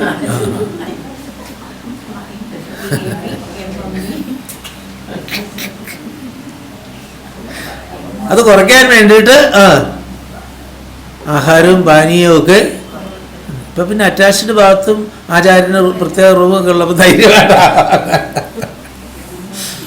സ്പഷ്ടമായിട്ട് വിധിയിൽ അങ്ങനെ ഉണ്ട് എന്നർത്ഥം. അതുകൊണ്ട് ലഘു ആഹാരം ആക്കണമെന്നൊക്കെ സൂചിപ്പിക്കുന്നത് അതുകൊണ്ടാണ്. പക്ഷേ നമുക്കിവിടെ സത്യമോ ക്ഷുതൃഷ്ണാലോകം മാത്രമേ. ഈ ദേഹബുദ്ധി ഇരിക്കുന്നതുകൊണ്ട് ബ്രേക്ക്ഫാസ്റ്റ് കഴിക്കുമ്പോൾ തന്നെ അന്വേഷിക്കും ഇന്ന് ഉച്ചയ്ക്ക് എന്തൊക്കെയാ മെനു. ഉച്ചയ്ക്ക് ഭക്ഷണം കഴിച്ച് എഴുന്നേൽക്കുന്നതിന് മുമ്പേ തന്നെ ചോദിക്കും ഇന്ന് അവിടുന്ന് എന്താണോ എന്തോ രാത്രിക്ക് വല്ലതും പറഞ്ഞോ രാത്രി. ഹരേ കൃഷ്ണ. ഓ ഗുരുവായൂരപ്പാ. ഹരേ കൃഷ്ണ ഹരേ കൃഷ്ണ ഹരേ കൃഷ്ണ. ഓ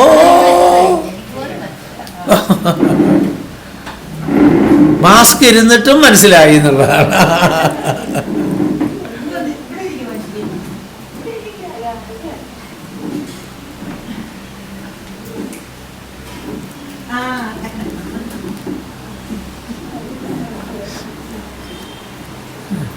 പഴയ ആളുകളല്ലേ മറ്റേ പേര് തക്കനൊക്കെ ഇവരൊക്കെ പലവിധമൊക്കെ പറഞ്ഞിട്ടൊന്നും മനസ്സിലായില്ല.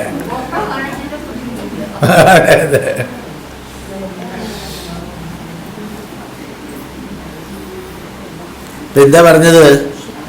ദേഹബുദ്ധി അജ്ഞാനത്തിൻ്റെ ഏറ്റവും സ്ഥൂലമായ ഭാവമാണ് ദേഹബുദ്ധി. ആ ദേഹബുദ്ധിയിൽ മാത്രം കുടുങ്ങി കിടക്കുമ്പോൾ ഇതിൽ മാത്രം ദേഹധർമ്മങ്ങളിൽ മാത്രമായിരിക്കും ശ്രദ്ധ. ഭക്ഷണം കഴിച്ചു കഴിഞ്ഞാൽ അടുത്തതിനെ കുറിച്ച് ചിന്തയായി. ഇടവേളകളിൽ എന്തെങ്കിലും ലൈറ്റായിട്ടൊരു 5-6 വടയോ ചായയോ ലൈറ്റായിട്ട് മതി കേട്ടോ, ഒരുപാടൊന്നും വേണ്ട. അതാണ് പറഞ്ഞത്. അതിന് കമൻറ്ററിൽ എഴുതിക്കുന്നതിനെ പൈതാഹങ്ങൾ തീർക്കുക എന്നതിൽ മാത്രം. ഇന്നലെ ആറന്മുള കൃതിയിൽ ഇത് നമ്മുടെ കുട്ടികളുമായിട്ടൊന്ന് ഡിസ്കസ് ചെയ്തതാണ്. അതിൽ ഒരു ശ്ലോകം മുഴുവൻ ഇതാണ്, പൈതാഹങ്ങളെ കുറിച്ചാണ്.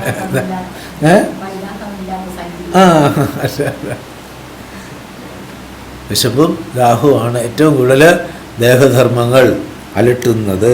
അതിൽ മാത്രം മനസ്സ്.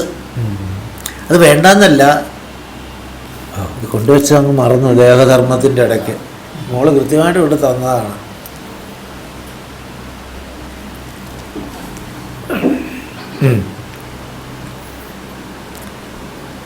ഇത് മനുഷ്യൻ്റെ ധർമ്മങ്ങളിൽ പെട്ടതല്ല എന്നാണ് സൂചിപ്പിക്കുന്നത്. അതാണ് പറഞ്ഞത്. ജന്തവ അനന്ത സന്ധി.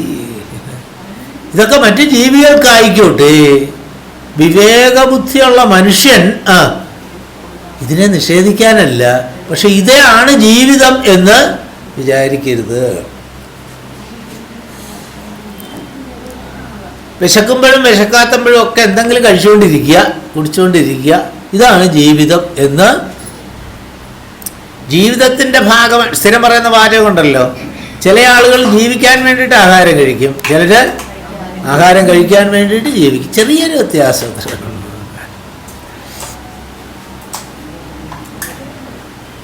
പക്ഷേ പുരുഷ ജ്ഞാനേന സദൃശം പവിത്രം ഇഹ.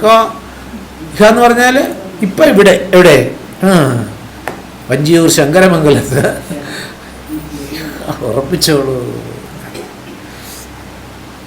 മനുഷ്യജന്മത്തിൻ്റെ പ്രാധാന്യം മനസ്സിലാക്കണം. നമുക്ക് പലപ്പോഴും മുറ്റത്തെ മുല്ലയ്ക്ക് അങ്ങനെയൊക്കെ പറഞ്ഞു വെച്ചിട്ടില്ലേ? കയ്യിൽ കിട്ടിയ മനുഷ്യജന്മത്തിൻ്റെ പ്രാധാന്യം. അതുകൊണ്ടാണ് നമ്മൾ ഉദാഹരണം എത്ര ഇതായിട്ട് പറഞ്ഞു, ചുട്ടു തിന്നുന്നു. കഷ്ടം കഷ്ടം കഷ്ടം. ഇത്ര നമ്മൾ പറഞ്ഞു ഏകാദശ സ്കന്ധത്തിൽ അല്ലേ. സംസാരസാഗരം കടക്കാൻ ഏറ്റവും നല്ല തോണിയാണ് മനുഷ്യ ശരീരം, മനുഷ്യജന്മം. പിന്നെ മഹാഭാഗ്യം കൊണ്ട് നല്ലൊരു ഗുരുനാഥനെ കർണധാരനായിട്ട് അമരക്കാരനായിട്ട് കിട്ടിയിട്ടുണ്ട്. ഭഗവാന്റെ കാരുണ്യം. ഇത്രയായിട്ട് ഈ മനുഷ്യജന്മത്തെ മോക്ഷമാർഗത്തിലേക്ക് ഉപയോഗിക്കുന്നില്ലെങ്കിൽ അവരൊക്കെ ആത്മഹത്യ ചെയ്യുകയാണ്. എത്ര സ്പഷ്ടമായിട്ടാണ് പറഞ്ഞത്. ഉപനിഷത് പ്രോക്തമായ സത്യത്തെ എത്ര തന്മയത്വത്തോടുകൂടി ഭാഗവത്തിൽ അവതരിപ്പിച്ചിരിക്കുന്നു. ഇവിടെ ഉപയോഗിച്ച വാക്കെന്താ? ഗുരു കർണധാരം. കൈവർത്തക കേശവ പറഞ്ഞത് അതിൻ്റെ വേറൊരു ഭാഗം. അവിടെ രണനദി എന്ന് പറഞ്ഞത് മനുഷ്യജീവിതത്തെ എടുത്തുള്ളത്. പഞ്ചമസ്കന്ധത്തിൽ 13-ാം അധ്യായം ഭവാടവി, അതും ഇത് തന്നെ. ഈ ജീവിതത്തെ ഒരു കാടായിട്ട് സങ്കല്പിച്ചു. അടവി എന്ന് പറഞ്ഞാൽ കാട്. ഈ ഭവ സാഗരം പറഞ്ഞ പോലെ വേറൊന്ന് ഭവ സൂചിപ്പിച്ചത്. കടന്നു കിട്ടാൻ പ്രയാസം. ദുരത്യയാ എന്ന് പറഞ്ഞ ദുരത്യയാണ്, ദുർലഭമാണ്. അതാണ് രണ്ടും കൂടെ ചേർത്തിട്ട് പ്രഹ്ലാദൻ അവിടെ പറഞ്ഞത്. തദപി അധ്രുവം. എപ്പോഴാണിത്? എപ്പോഴെന്നറിയില്ല, എന്നാണെന്നറിയില്ല, എവിടാണെന്നറിയില്ല. ചിലപ്പോൾ ദുബായി ചെന്ന് പിറ്റേ ദിവസമായിരിക്കും. ചിലരെങ്കിലും അവിടെ നിന്ന് പറയും, ഇങ്ങോർക്ക് ഇത് അവിടെ വെച്ച് ആയിക്കൂടായിരുന്നു. കാരണം അവിടെ നിന്നൊക്കെ ഒരു ഡെഡ് ബോഡി ഇവിടെ എത്തിക്കണമെങ്കിൽ നിസ്സാര കാര്യമൊന്നുമല്ല, പറഞ്ഞിട്ട് കാര്യമില്ല. പണ്ട് നമുക്കറിയാവുന്ന കാര്യത്തിൽ സംഭവിച്ച ഒരു കാര്യമാണ്. ഒരാളിൻ്റെ ജ്യേഷ്ഠൻ്റെ മരണാനന്തരത്തിന് വേണ്ടിയിട്ട് ദുബായ് അതുപോലെ വന്നു. ഇവിടെ വന്ന് കുറച്ച് ദിവസം ഇവിടെ നിന്ന് മരണാനന്തര കാര്യങ്ങളൊക്കെ നടത്തി അനുജൻ എന്നുള്ള നിലയ്ക്ക് വേണ്ടതൊക്കെ ചെയ്തു. ദുബായിലെത്തി പിറ്റേ ദിവസം മരിച്ചു. ഒരു ഏതാനും വർഷങ്ങൾക്ക് മുമ്പ് നമുക്കറിയാവുന്ന ഏതോ ഒരു സർക്കിളിൽ സംഭവിച്ചതാണ്. അപ്പോൾ സ്വാഭാവികമായിട്ട് തോന്നില്ലേ, ഇത് ഇന്നലെ അവിടെ വെച്ചായിരുന്നെങ്കിലോ, പറഞ്ഞിട്ട് കാര്യം. അതാണ് പറഞ്ഞത്, എപ്പോഴെന്നറിയില്ല, എന്നാണെന്നറിയില്ല, എന്താണെന്നറിയില്ല. സംപ്രാപ്തേ സന്നിഹിതേ കാലേ, അത് സമ്യക്കായിട്ട് നിശ്ചയിക്കപ്പെട്ട സ്ഥലം അത് അവിടെ സംഭവിക്കും. അവിടെ സമയത്തിനേ പ്രസക്തിയുള്ളൂ, ദേശത്തിന് ഒരു പ്രസക്തി. അതാ സംഭവിക്കേണ്ട സമയത്ത് സംഭവിച്ചിരിക്കുകയോ അതൊരു സംശയം. ദേവി പറഞ്ഞില്ലേ, ഒരു ദിവസം അങ്ങോട്ടോ ഇങ്ങോട്ടോ മാറ്റണമെന്ന് വെച്ചാൽ ഒരു നിവൃത്തി. അതാണ് സന്നിഹിതയെന്ന് ആചാര്യൻ ഉറപ്പിച്ച് പറഞ്ഞത്. ഉറപ്പായിട്ടത് നഹി നഹി രക്ഷതി. അതെടുത്തൊക്കെ വായിക്കുമ്പോൾ ഞാൻ ഗ്രാമർ നല്ലോണം പഠിച്ചു, ഞാൻ ഫിലോസഫിയിൽ ഡോക്ടറേറ്റ് എടുത്തിട്ടുണ്ട്. ചുറ്റില് മോഹൻലാൽ പേപ്പർ ചുറ്റി ഇങ്ങനെ എറിയുന്ന ഒരു അഡ്വർടൈസ്മെന്റ് എഴുതി കാണാൻ, അതുപോലെ അങ്ങോട്ട് ചുരുട്ടി എറിയും. ഇതിനൊന്നും ഇവിടെ അല്ലാതെ വല്ലതും ഉണ്ടോ പത്തില്? ഒന്നും കൊണ്ടുവന്നില്ല. ചിത്രത്തെ ബുക്ക് നോക്കുമ്പോഴും ഒന്നുമില്ല. ആ ബുക്കിൽ വല്ല എന്ത് വരണമെങ്കിൽ വല്ല സൽക്കർമ്മമൊക്കെ ചെയ്ത് പലതും പഠിച്ച് ഇതൊക്കെ ചെയ്യും. അല്ലാതെ എന്ത് നേടി എന്ന് പറഞ്ഞാലും ബൈബിളിലെ അധ്യായ സഹിതം പറഞ്ഞില്ലേ, മനുഷ്യൻ എന്തെല്ലാം നേടിയാലും ആത്മാവിനെ നേടിയില്ലെങ്കിൽ ഏതാണെന്ന് പറഞ്ഞത്? മത്തായിയുടെ സുവിശേഷം 16:26. മനുഷ്യൻ എന്തെല്ലാം നേടിയാലും എന്റെ ആത്മാവിനെ കണ്ടെത്തിയില്ലെങ്കിൽ ഇവിടെ ഭൗതികമായ എന്തെല്ലാം നേടിയെന്ന് പറഞ്ഞാലും അതൊക്കെ ഈ ഭാവത്തിൽ കാണാൻ കഴിഞ്ഞില്ലെങ്കിൽ, പ്രത്യേകം ശ്രദ്ധിക്കണേ, ഈ ഭാവത്തിൽ കാണാൻ കഴിഞ്ഞില്ലെങ്കിൽ അതൊക്കെ മോക്ഷമാർഗത്തിൽ, ഈ ഭാവത്തിൽ കാണാൻ കഴിഞ്ഞാലോ അതൊക്കെ മോക്ഷമാർഗത്തിൽ. സുരേന്ദ്രൻ.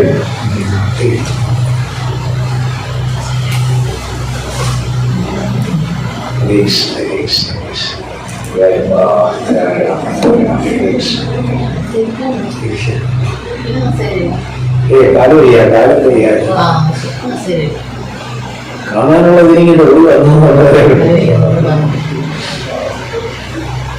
എന്താ പറഞ്ഞത്? ഭൗതികമായ പൊസിഷൻസും ഒന്നും അങ്ങനെ പറയാൻ പറ്റുമോ? ഇതൊക്കെ ഭഗവത് പ്രസാദമാണെന്ന് സ്വീകരിക്കുന്ന ആളിന് ഇതൊന്നും മോക്ഷമാർഗത്തിൽ തടസ്സമാവില്ല എന്ന് തന്നെയില്ല. അതിലൊക്കെ സത്കർമ്മങ്ങൾ ധാരാളം പണം കിട്ടിയാലോ സത്കർമ്മങ്ങൾ ചെയ്യൂ. അല്ലാതെ അക്ഷയതൃതീയക്ക് കുറച്ച് സ്വർണം വാങ്ങിച്ച് ലോകത്തിലൂടെ സ്വർണം വാങ്ങിച്ചോളൂ. എന്നിട്ട് വിവാഹം കഴിച്ച് ഇടാൻ ബുദ്ധിമുട്ടുള്ള കുട്ടികൾ എത്രയും പേരെ ചെയ്യുന്നു. 100 പെൺകുട്ടികൾക്ക് ഒരുപാട് കരുണ എന്ന് പറഞ്ഞിട്ട് ഒരു സംഘടനയാണ്. പോലീസ് ഓഫീസറായിരുന്ന അദ്ദേഹത്തിന്റെ നേതൃത്വത്തിലുള്ള സുരേഷിന്റെ കാണോ 50 കന്യാകുമാർക്ക് അവർക്ക് വേണ്ട വസ്ത്രം, 2 പേർക്കും വേണ്ട വസ്ത്രം അത്യാവശ്യം അങ്ങനെ ചെയ്താൽ എന്താ ഗുണം? കൂടുതൽ കിട്ടിക്കൊണ്ടിരിക്കും. കൊടുക്കുന്തോറും ഏതെടുന്ന് പണ്ട് പറഞ്ഞതിനെ കുറിച്ചാണ് വിദ്യയെ കുറിച്ച്. ഈ ആത്മവിദ്യയെ അത് ബാധകമാണ്. ശ്രദ്ധിക്കുക. നമുക്കൊണ്ടറിയാവുന്ന ഒരാളും ഇതിന്റെ ഡിവോട്ടിയായിട്ട് നേരിട്ട് കണ്ടിട്ടാണ് അറിയാവുന്ന. ഞങ്ങൾ ഒരുമിച്ചൊരു ക്യാമ്പ് കൊടുത്തിട്ടുള്ള ഒരു പെൺകുട്ടി മാത്രമേ ഉള്ളൂ. കോടിക്കണക്കിന് എന്തിനാ ഇനിയും നിർത്തിക്കൂടെ? കൂടുതൽ ഇട്ടിട്ടേ അത്രയും നമുക്ക് സാധുക്കൾക്ക് കൊടുക്കാനാണ്. സ്വാമി നിമിഷം വരെ മരിച്ചിട്ട് വർഷങ്ങളെ സ്വാമി വരെ കൊടുത്തുകൊണ്ടേയിരുന്നു. ദുബായിൽ വലിയ ബിസിനസ്സാണ്. കിട്ടുന്നതിൽ കൂടുതൽ അവർക്ക് കൊടുത്തുകൊണ്ടേയിരിക്കും. ഇതൊക്കെ ആനെ സംഭവിച്ചു അവർക്ക് ലക്ഷ്യം സാധിക്കുകയില്ല. അതുകൊണ്ട് നമ്മുടെ ശാസ്ത്രം തെറ്റിദ്ധരിക്കരുത്. പൊസിഷൻസിനും സ്ഥാനമാനങ്ങൾക്കും സമ്പാദ്യങ്ങൾക്കും എതിരാണെന്ന് ഞങ്ങൾക്ക് ഇതൊക്കെ പറയാൻ പറഞ്ഞാൽ അങ്ങനെ ഒരു നെഗറ്റീവ് സെൻസ് ഉണ്ടാവില്ല. അതൊന്നും പാടില്ല വാങ്ങിക്കോളൂ. പക്ഷെ പ്രസാദ ബുദ്ധി പ്രസാദം കൈ കിട്ടിയാല് ആരും കാണാതെ വലിയ മുറി കൊണ്ട് വെച്ചിട്ട് ഞാൻ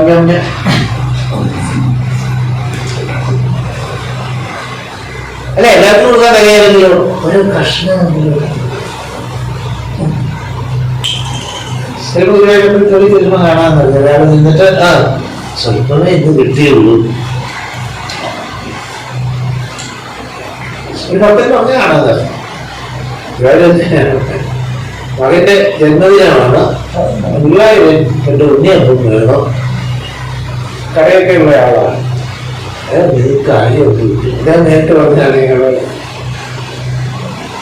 അന്ന് വിട്ടുപോയി. വൈകിട്ട് കടയടയ്ക്കാനായിട്ട് പശു കുട്ടി അച്ചായന്റെ കാലത്തിനാണ് അന്ന് വെച്ചതാണ്.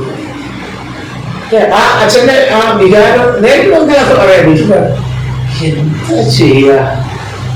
ഞാൻ വിചാരിച്ച കടയത്തിന് വെളി പറഞ്ഞത് ഗുരുവായൂരപ്പാന്ന് വിളിച്ചപ്പോഴ് ഒരാള് പേര് വിളിച്ചിട്ട്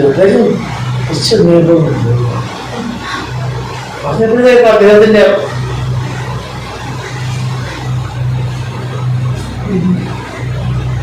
ഇതൊക്കെ അനുഭവം എന്താ പങ്കുവയ്ക്കാൻ അങ്ങനെ പലതും സന്ദർഭവശാൽ വരുന്ന സ്വീകരിക്കും.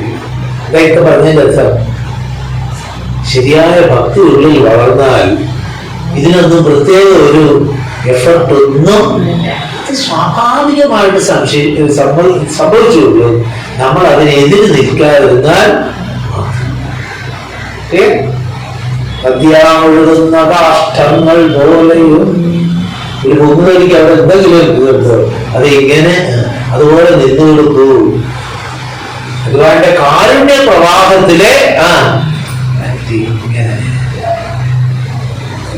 ഉല്ലാസതുല്യം നിർമ്മല ബ്രഹ്മസിന്ധവും നിർമ്മല ബ്രഹ്മസിന്ധുവിലെ കല്ലുവരങ്ങൾ മാത്രമാണ് നാം എന്നോട് ഓർമ്മിച്ചു നോക്കൂ.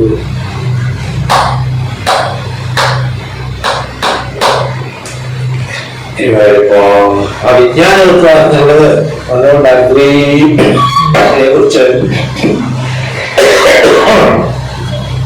പിന്നെ മനുഷ്യജന്മത്തിന്റെ ദൗർലഭ്യം സ്ഥലങ്ങളില് കണ്ടു. ഈ അഥവാ ആ മനുഷ്യജന്മം കിട്ടിയാൽ തന്നെയോ പല ഭാവങ്ങള് തനിക്ക് താൻ തന്നെ പഠിച്ചത് അറിയാം. ഏത് ശ്ലോകമാണ് ഉദ്ദേശിച്ചത്? തനിക്ക് താൻ തന്നെ മിത്രവും താൻ തന്നെ ശത്രുവും സുഖം അപേക്ഷ ഒരെന്ത് വേണം? എനിക്ക് ഒരൊറ്റ പ്രാർത്ഥനയേ ഉള്ളൂ. തൊയ് ന്യസ്ത ഭഗവാനിൽ പൂർണ്ണമായിട്ട് മനസ്സ്. രോഗം വന്നോട്ടേ വയ്ക്കോട്ടെ, അതൊക്കെ ദേഹധർമ്മങ്ങളാണെന്ന്. ദേഹധർമ്മത്തിൽ ദേഹാഭിമാനത്തിൽ മനസ്സുറച്ചു കഴിയുമ്പോഴാണ് അതിലേക്ക് മാത്രം അത് മറ്റുള്ളവരൊക്കെ തടസ്സമായിട്ട് വരുന്നത്. അതുകൊണ്ട് ആഘോഷിത്തേവായ സ്മരതി, ആ താപത്രയത്തെ ഇല്ലാതാക്കാൻ വേണ്ടിയിട്ട് നമ്മെ അനുഗ്രഹിക്കുന്നവരാണ് മിത്രം. അല്ല ആരാ ശത്രു? മറിച്ചായാലൊക്കെ എന്നായിട്ടിത് ഉറപ്പിക്കാൻ വേണ്ടി നമ്മൾ നാശം കാക്ഷിക്കുന്നവനാണ് ശത്രു. അതുകൊണ്ടാണ് ശത്രു സംഹാര പൂജ നമ്മൾ ചർച്ച ചെയ്തതാണ്. മറ്റുള്ളവനെ ഇല്ലാതാക്കാൻ വേണ്ടിയിട്ടല്ല ശത്രു സംഹാര പൂജ. പിന്നെ അതുകൊണ്ട് രണ്ടാം അധ്യായത്തിന്റെ അവസാനം ഓർക്കണം എന്നാണ്. എന്ത്? രവിശത്രു മഹാബാഹോ കാമരൂപം വിലാസകം. വിലാസം എന്ന് പറഞ്ഞാൽ കീഴടക്കാൻ പ്രയാസമുള്ള ആ ശത്രുവിനെയാണ്. അതിന് ക്ഷേത്രങ്ങളില് ഞാൻ തന്നെ ശ്രമിച്ചിട്ട് സാധിക്കുന്നില്ല ഭഗവാനെ.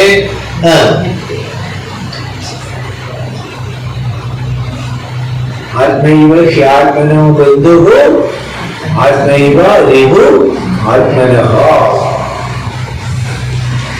സൗകര്യങ്ങളെ വേണ്ടതുപോലെ ഉപയോഗിച്ചാൽ ഈ ആധുനിക സൗകര്യങ്ങളൊക്കെ നമുക്ക് മിത്രമാകും. അല്ല, വേണ്ടാത്തതിന് ഉപയോഗിച്ചാൽ അതൊക്കെ നമ്മുടെ ആത്മനാശത്തിന്. വാട്സാപ്പ് ആയാലും സൂം ആയാലും മിസ്യൂസ് ആൻഡ് അബ്യൂസ് എന്ന് പറയും ഇംഗ്ലീഷിൽ. മിസ്യൂസ് എന്ന് പറയുന്നത് എന്താ പറയാ? ദുരുപയോഗം. അബ്യൂസിന് ട്രാൻസ്ലേഷന് ന്യൂസുമായി ബന്ധപ്പെടുത്തുക. ആൾക്ക് ദുരുപയോഗം ശരിയാണ്, മിസ്യൂസ് ഉണ്ട്. പക്ഷെ അബ്യൂസിന് എന്താ പറയുക? അനാവശ്യമായിട്ട് കുറിച്ച് നാളെ പറഞ്ഞാൽ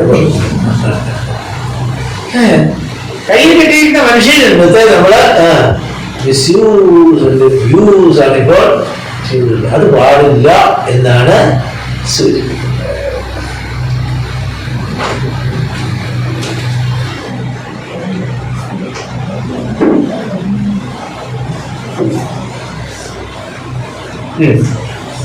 ഞാൻ വിഷയത്തിലേക്ക് വരുന്നത് അതൊരു പൊതുതത്വമായിട്ട് പൊതുതത്വമായിട്ട് ആരെയല്ല സൂചിപ്പിക്കുന്നത്. ഭഗവാന്റെ കാരുണ്യം ഉണ്ടെങ്കിൽ ഇവിടെ ഗുരു അല്ലാത്തത് എന്തുണ്ട് എന്നാണ് ചോദ്യം. എന്താ അർത്ഥം? കയ്യും താരും കണ്ണും താരും ഒക്കെ തുറന്നു വെച്ചാൽ എന്തിൽ നിന്ന് എന്തെങ്കിലുമൊക്കെ പഠിക്കാനുണ്ടാവും. അപ്പൊ നമുക്ക് പഠിക്കാൻ കഴിയുന്നില്ലെങ്കിൽ നമുക്കൊന്നും പഠിക്കാൻ കഴിയുന്നില്ലെങ്കിൽ എന്താ അർത്ഥം? നമ്മുടെ കണ്ണും കാടും വേണ്ടത്ര തുറന്നിട്ടില്ല. അർത്ഥനിമീലിതം എന്നൊക്കെ പറയില്ല, അത്ര ശരിക്ക് കണ്ണു തുറന്നിട്ടില്ല, ശരിക്ക് കാത് എന്ന് പറഞ്ഞാൽ കേൾക്കേണ്ടത് കേൾക്കുന്നുമില്ല, കാണേണ്ടത് കാണുന്നു. അതുകൊണ്ടാണ് പറയുന്നത് കാണേണ്ടത് കാണേണ്ട സമയത്ത് കാണേണ്ടത് പോലെ കാണാൻ കഴിഞ്ഞാൽ രക്ഷപ്പെടുന്നു. അതുപോലെ കേൾക്കേണ്ടതും അത് പറഞ്ഞിട്ടാണ് 24 ഗുരുക്കന്മാരിലേക്ക് ചർച്ച വരുന്നത്. ഇതുവരെ പറഞ്ഞതൊക്കെ അതിന്റെ ആമുഖം എന്ന് ചിന്തിച്ചു. ആദ്യം ഭൂമിയെയാണ്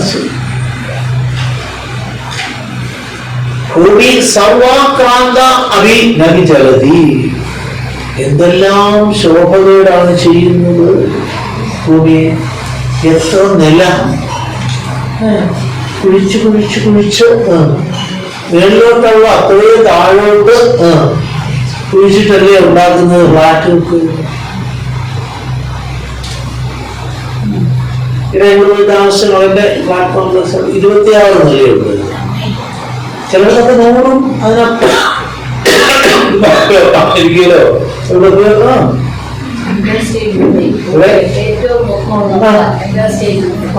എംപയർ സ്റ്റേറ്റ് ബിൽഡിംഗ് അവിടെ എല്ലാം മറ്റേ ഇതൊക്കെ എവിടെ ഉണ്ടാക്കുന്നത് ഈ ഭൂമിയിലല്ലേ. അതുകൊണ്ടാണ് പണ്ട് ഭൂമിയോളം ക്ഷമിക്കുക എന്ന് പറയുന്നത്. ക്ഷമയാ ധരിത്രി സൂചിപ്പിച്ചത്. അതുകൊണ്ട് സക്ഷമാം ശിക്ഷയേയം. അതുകൊണ്ട് ഭൂമിദേവിയിൽ നിന്ന് ഞാൻ എങ്ങനെയാ ക്ഷമിക്കേണ്ടത്, ക്ഷമയുടെ ബാലപാഠങ്ങൾ, ബാലപാഠം മാത്രമല്ല പിന്നെ അഡ്വാൻസ്ഡ് ലെസൺ ഒക്കെ ഞാൻ ഭൂമിയിൽ നിന്ന് പഠിച്ചുകൊള്ളാം. പിന്നെ വായു തത്തൽ വിഷയപരിചയ അപ്രസക്തി ഈശ. സംഘം ഉണ്ടായതുകൊണ്ട് ബന്ധം ഉണ്ടായതുകൊണ്ട് ബന്ധനം ഉണ്ടാകും എന്ന് ഉറപ്പിക്കാൻ വയ്യ. അത് ഞാൻ വായുവിൽ നിന്ന്. എന്തുകൊണ്ട്? അല്ല, വായുവിന് ദുർഗന്ധം വായുവിന്റെ അല്ലത്. വായുവിന് കാര്യം വാഹകനായിട്ട് നിൽക്കും. അവിടെ സുഗന്ധം വന്നാൽ ആഹാരം പാകം ചെയ്യുന്നതിന്റെ ഗന്ധം വന്നാൽ ചന്ദനത്തിരി കത്തിച്ചാൽ അല്ല ഓട കഴുകുന്ന വായു ഒരിക്കലും ഡിസ്ക്രിമിനേറ്റ് ചെയ്യുന്നില്ല. ചന്ദനത്തിരിയുടെ ഗന്ധമാണോ പോയിട്ട് അല്ല. ഇതുപോലെ ഞാൻ വിഷയങ്ങളുമായിട്ടുള്ള സമ്പർക്കം വരുമ്പോഴും അതെന്നെ ബാധിക്കാതെ ആ ആസ്പെക്ട് ആ ഘടകം അല്ലേ, അത് ഞാൻ വായുവിൽ നിന്ന് പഠിച്ചുകൊള്ളാം. അടുത്തത് ആകാശം. ഭൂമിരാവോ നലോ വായു ഖമ്മനോ ബുദ്ധിരേവ. ഇങ്ങനെ പറഞ്ഞാണ് അഷ്ടമ ഋഷികളുടെ കാര്യം പറയുന്നത്. ഞാൻ അടുത്തത് പഠിക്കുന്നത് ഗഗന ഗുരുവശാത്. ഗഗനം എന്ന് പറഞ്ഞാൽ ഗഗനമാകുന്ന ഗുരുവിൽ നിന്ന് എന്ത് പഠിച്ചു? ആത്മഹ വ്യാപ്തത്വം മുതലായ രണ്ട് കാര്യം. എന്താ? ആത്മാവിന്റെ വ്യാപ്തത്വം. വിഷ്ണു എന്നുള്ള വാക്കിന്റെ അർത്ഥം തന്നെ എന്താണ്? വ്യാപകത്വേനോ, എല്ലാറ്റിനും വ്യാപിച്ചു നിൽക്കുന്ന ചൈതന്യം എന്നാണ്. അതുകൊണ്ടാണ് സഹസ്രാം ദേവിക്ക് ആദ്യം വിശ്വം വിഷ്ണു. എല്ലാറ്റിലും സമമായി വ്യാപിച്ചു നിൽക്കുന്ന ചൈതന്യമാണ് ഈ വിശ്വം എന്ന് പറഞ്ഞാൽ. അത് തന്നെയാണ് മായ കൊണ്ടല്ലോ വിശ്വമുണ്ടെന്ന് തോന്നിക്കുന്നു. നമ്മൾ ചർച്ച ചെയ്ത ഭാഗം. മായയിൽ റിഫ്ലക്ഷൻ വരുമ്പോഴാണ്, പ്രതിഫലനം വരുമ്പോഴാണ്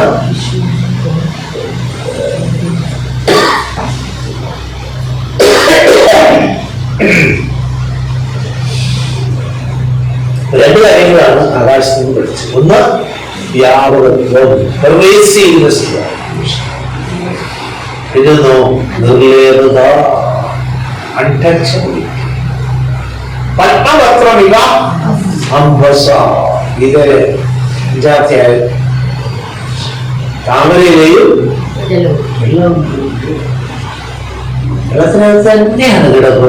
പക്ഷെ ഒന്ന് എടുത്തു നോക്കൂ, താമരയിലെയും ഭക്ഷണം കഴിക്കുന്ന വലിയ വിശേഷമാണ്. ഒരുപാട് ഗുണമുണ്ടെന്നാണ് പറയുന്നത്. നമ്മുടെ നാട്ടിൽ ഇങ്ങനെ താമരത്തോടൊപ്പം ഇടയ്ക്കിടയ്ക്ക് ഒന്ന് പോയിട്ട് എടുത്തു കൊണ്ടുവന്നിട്ട് അന്ന് ഊണതിലാണ്. അതിനടുത്ത് കഴിഞ്ഞാൽ തുടക്കിയൊന്നും വേണ്ടെന്നാണ്. ടിഷ്യൂ, അത് ടിഷ്യൂ ഒന്നുമില്ല, തുടക്കേണ്ട ആവശ്യമില്ല. എന്തുകൊണ്ട്? നിർലേപകത്വം എന്താണ്? രണ്ട് കാര്യങ്ങളാണ്. സ്പർശം ഉണ്ടായെന്ന് ശ്രദ്ധിക്കണേ. സ്പർശം ഉണ്ടായെന്ന് വെച്ച് ലേപകത്വം ഒട്ടൽ ഉണ്ടെന്ന്. അപ്പൊ ഒട്ടൽ ഉണ്ടാക്കാത്ത സ്പർശം സാധിക്കും എന്ന് ഞാൻ അവകാശിക്കുന്നു. പഞ്ചഭൂതങ്ങളിലൊന്നും നല്ല ഭാഷ കഴിഞ്ഞു. ഭൂമി, വായു, ആകാശം. അടുത്തത് വെള്ളവും അഗ്നിയും ആണ് പറയാൻ. അത് ഞാൻ ഇനി അടുത്തത് ആദ്യം സൂചിപ്പിക്കുന്നു.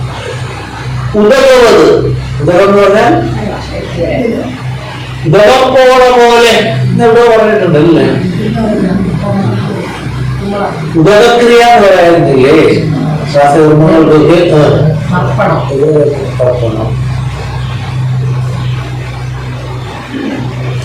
രക്തം കൊണ്ട് വെള്ളമുണ്ടാക്കി അതുകൊണ്ട് തർപ്പണം ചെയ്തവരുണ്ട്. തർപ്പണം എല്ലാം വെള്ളം കൊണ്ടായിരിക്കണമെന്നില്ല. അതറിയാമോ? വിശദീകരിക്കുന്നില്ല.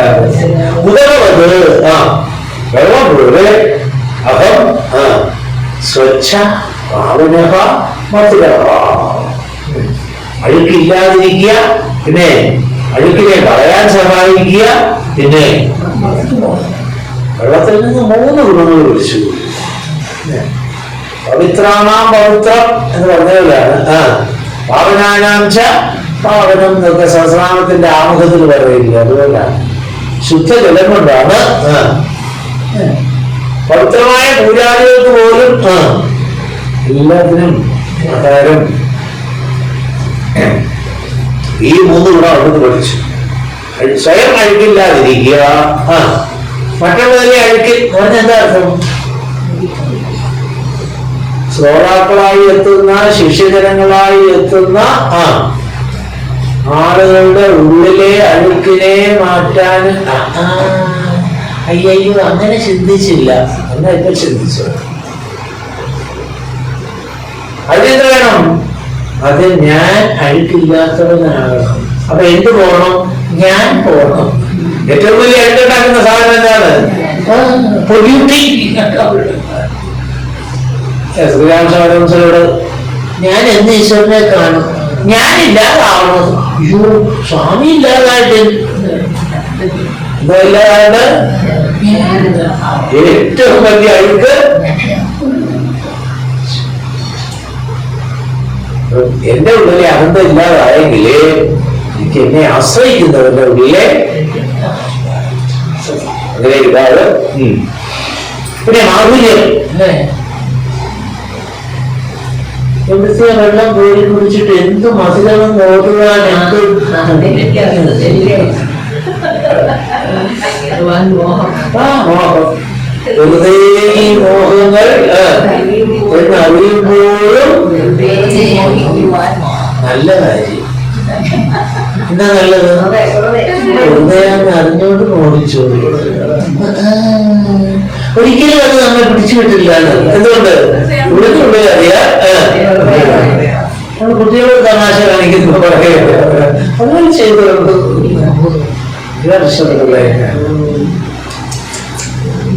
അപ്പൊ ഇപ്പൊ പറഞ്ഞത് വെള്ളത്തിന്റെ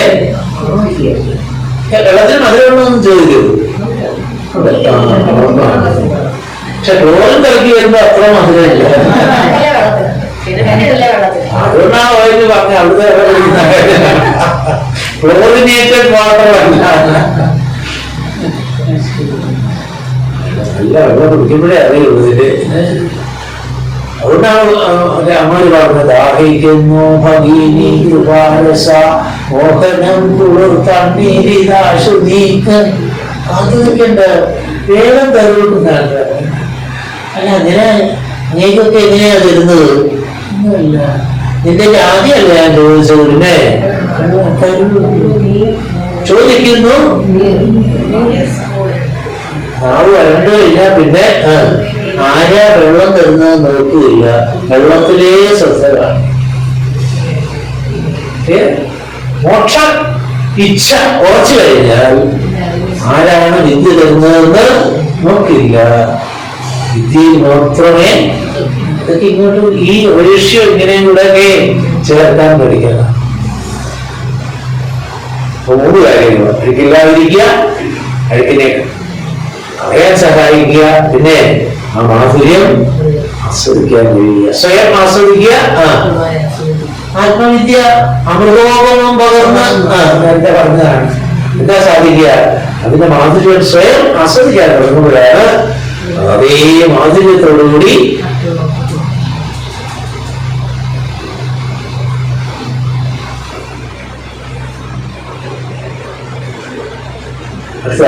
വണ്ടി അഗ്നിയെ കുറിച്ച് എന്താണ് നമ്മളിവിടെ ജഠരാഗ്നി, അതാണ് അദ്ദേഹം സൂചിപ്പിച്ചത്. എന്ത് ഭക്ഷണം കഴിച്ചാലും ആ ദോഷം നാരായണദോഷത്തിൽ എന്താ പറഞ്ഞിരിക്കുന്നത്? ഞാൻ അതുപോലെ ജപിക്കുന്നില്ല. ധന്വന്തരിൽ ഭഗവാൻ പാടു അപഥ്യമായ ആഹാരങ്ങളിൽ നിന്ന് ധന്വന്തരിക്കുക. അതുകൊണ്ട് പല ഭാവങ്ങൾ പല സമയത്ത് പല സ്ഥലങ്ങളിലാണ്, കാലദേശങ്ങളാണ്. അവിടെ അവിടെ രക്ഷിക്കട്ടെയായിരുന്നു. അവിടെ വേണ്ടാത്തതൊക്കെ അവർക്ക് ചെയ്ത് കഴിഞ്ഞിട്ട് ഇവിടെ സൂചിപ്പിച്ചത് അന്നത്തിന്റെ ദോഷം ഉണ്ടാകാതെ ഇരിക്കും. പിന്നെയോ തഴുഷു താം ഇവ നാം സമൂഹേഷു, കാഷ്ഠങ്ങളിലെ അഗ്നി പോലെ. അധ്യാത്മരാമായണത്തിലൊക്കെയുള്ള പ്രയോഗം കാഷ്ടം. കാഷ്ടം പോലെ കൃഷ്ണൻ, അതിൽ അഗ്നിയുണ്ട്. അത് കാണുന്നില്ല. ഇതിന് ഗ്യാസ് വരുത്തേണ്ട കാര്യമൊന്നുമില്ല, ഇന്ത്യയിൽ ഒന്നും വേണ്ടതാണ്. അതിലെ അഗ്നിയെ ഉദ്ദീപിപ്പിക്കുമ്പോഴാണ്, പ്രത്യേകിച്ച് പച്ചമാവിനൊക്കെ ആണെങ്കിൽ അതുകൊണ്ടാണ് നമ്മള് എടുത്തുകൊണ്ട് നാട്ടിൽ നിർത്തിക്കൊണ്ടൊന്നുമില്ല. ഇവിടെ പിന്നെ ശാന്തി വരം ഒക്കെ ഉള്ളതുകൊണ്ട് ശാന്തി കവാടം ഞങ്ങളുടെ നാട്ടിലാണ്. ശാന്തി വരം അവിടെ ഞങ്ങളൊക്കെ ശാന്തി വരത്തിൽ പോകാനിരിക്കുന്നത്. പണ്ട് വിചാരിച്ചു ശാന്തി കവാടത്തിലൊക്കെ ഇത് കയറണമെന്നത്, പിന്നെ ആഗ്രഹമൊക്കെ പോയി. അതാണ് അങ്ങോട്ട് വിളിച്ചപ്പോ പിന്നെ ഇനി ശാന്തി വനത്തിലാണ് ലക്ഷ്യം.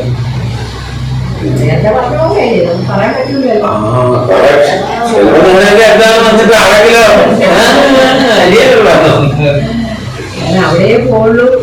ഭാഷയൊന്നുമില്ല. അപ്പൊ അഗ്നി വെറുതെ അഗ്നിയുണ്ട്. എപ്പോഴാണ് വരിക? ബുദ്ധിയിടിപ്പിക്കുമ്പോഴാണ്. അവിടെ കാണണ്ടാന്ന് വിചാരിച്ചാണ് പുറകെ കൂടെ അകത്തേക്കുന്നില്ലേ? ചില കത്തിക്കുന്ന സ്ത്രീകൾ പോകാൻ പാടില്ല. ഞങ്ങളൊക്കെ കണ്ടിട്ടുണ്ട്, ചെയ്തിട്ടുണ്ടായിരുന്നു. ചില കത്തിക്കുമ്പോഴ് ഇങ്ങനെ നിന്നിട്ട് കത്തിക്കണം. അതിന്റെ പ്രധാന ആവശ്യമുണ്ടല്ലോ, ചെന്നിട്ട് ഇങ്ങനെ പോയി കത്തിക്കുകയല്ലോ, പിന്നെ ഇങ്ങനെ നിന്നിട്ട് എന്റെ സത്യം ആലോചിച്ച് കണ്ടുപിടിക്കുന്നു. അതങ്ങോട്ട് വെച്ചിട്ട് ഈ മൃഗാന്റെ താമസമുണ്ട്. നേരിട്ട് കത്താനുള്ള സംവിധാനമൊക്കെ ചെയ്തു വെക്കും.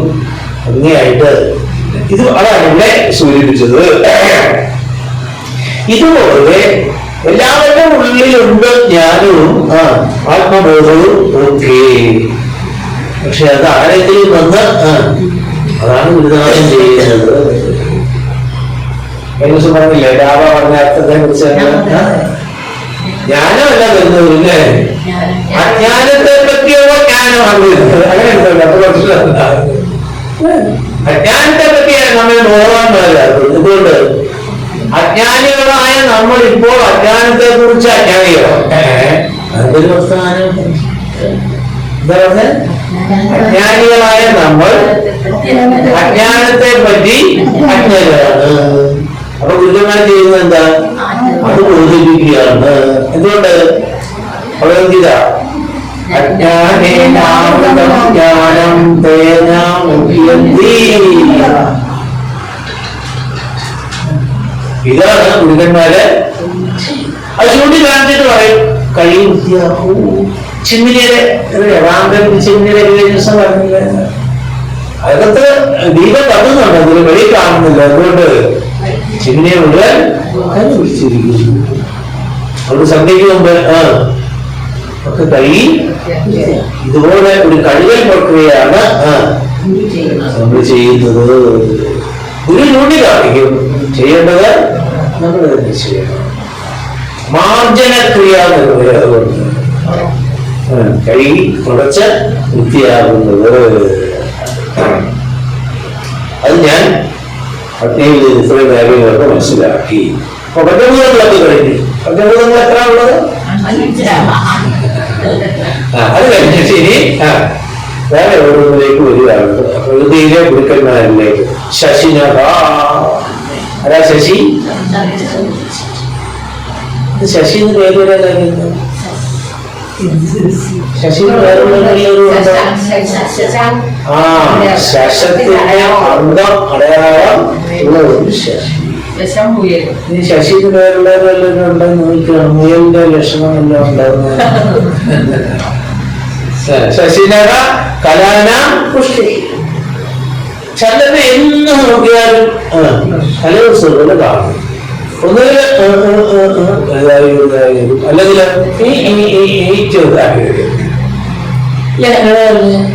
ഇതെന്താ ഇങ്ങനെ നോക്കി ഞാന് ഒരുപാട് ആലോചിച്ചു.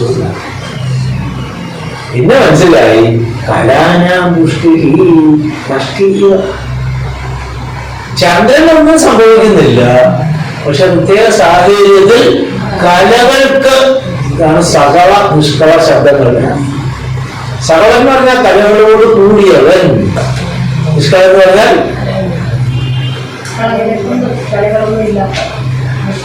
ഈ മാറ്റങ്ങളൊക്കെ വരുന്ന ആർക്കാണ്? കലകൾക്കാണ്. ചന്ദ്രൻ എപ്പോഴും ഇതുപോലെ ആത്മാവ് എപ്പോഴും ഒരുപോലെ തന്നെ ഇരിക്കുന്നു. വൃത്തിക്ഷയങ്ങളൊക്കെ ഉണ്ടാകുന്നത് ഉപാധിയിലാണ്, ചൈതന്യത്തിലല്ല. സാങ്കേതിക പദം പലപ്പോഴും മുമ്പ് പറഞ്ഞതാണ്. ഉപാധിയിലാണ്. അതാണ് ദേഹിനോസ്മിൻ യഥാ ദേഹേ.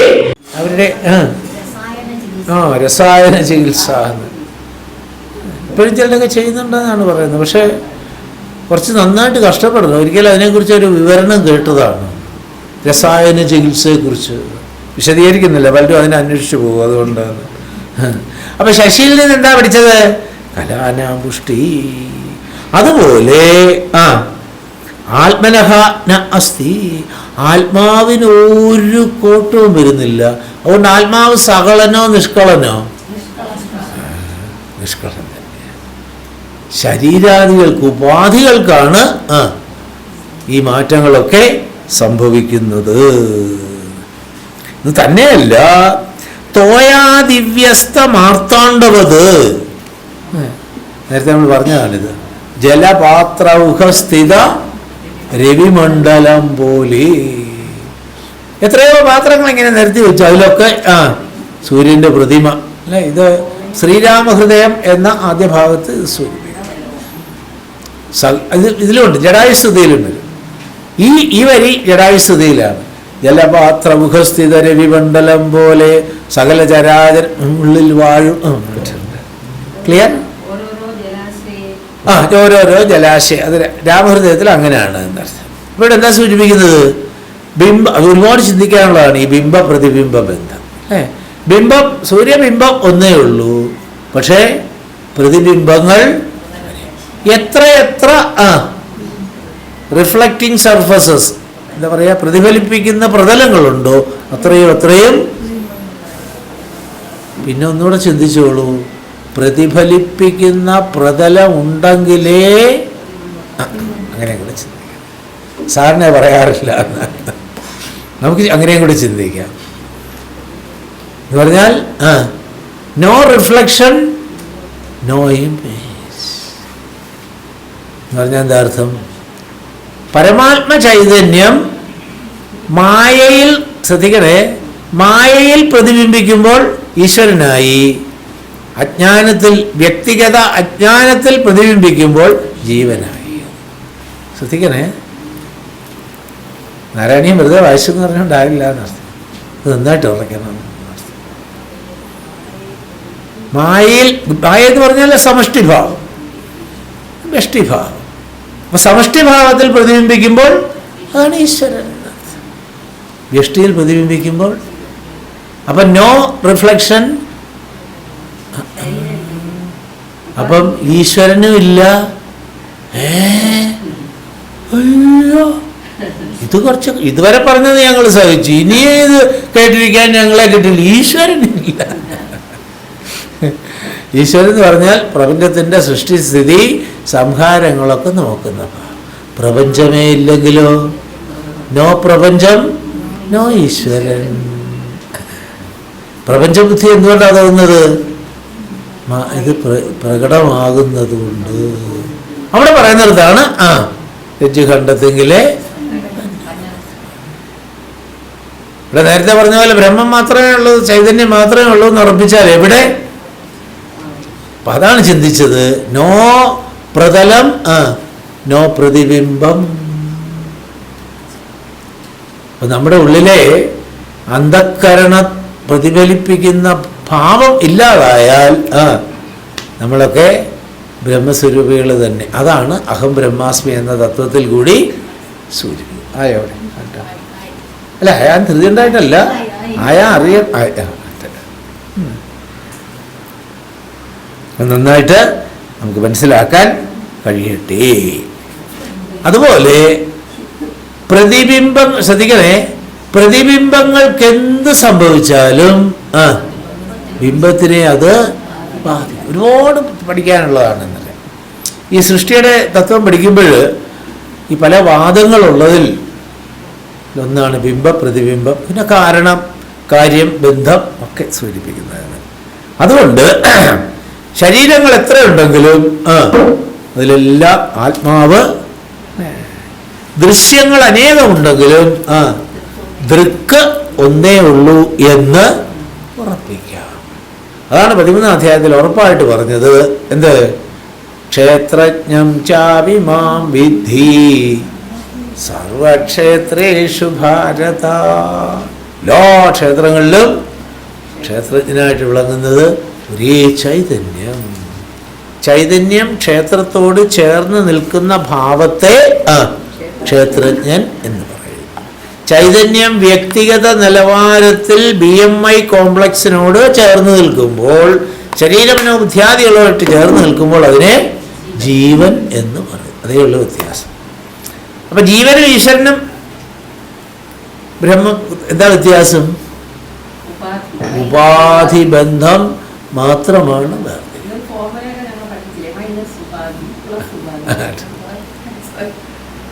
എംബോഡിയഡ് കോൺഷ്യസ്നെസ് ആണ് ജീവൻ. ഡിസംബോഡിയഡ് ജീവാണ് ഫുൾ സ്റ്റോപ്പ്. എളുപ്പമാണ്. വളരെ ഒരു ചെറിയ ചക്കരക്കാപ്പി ബ്രേക്ക് അറിയാം. കുട്ടീസ് എവിടെ? ഇത് ഓഫ് ചെയ്യുന്നത് നന്ദു വരൂ. ചെയ്തോ? എനിക്ക്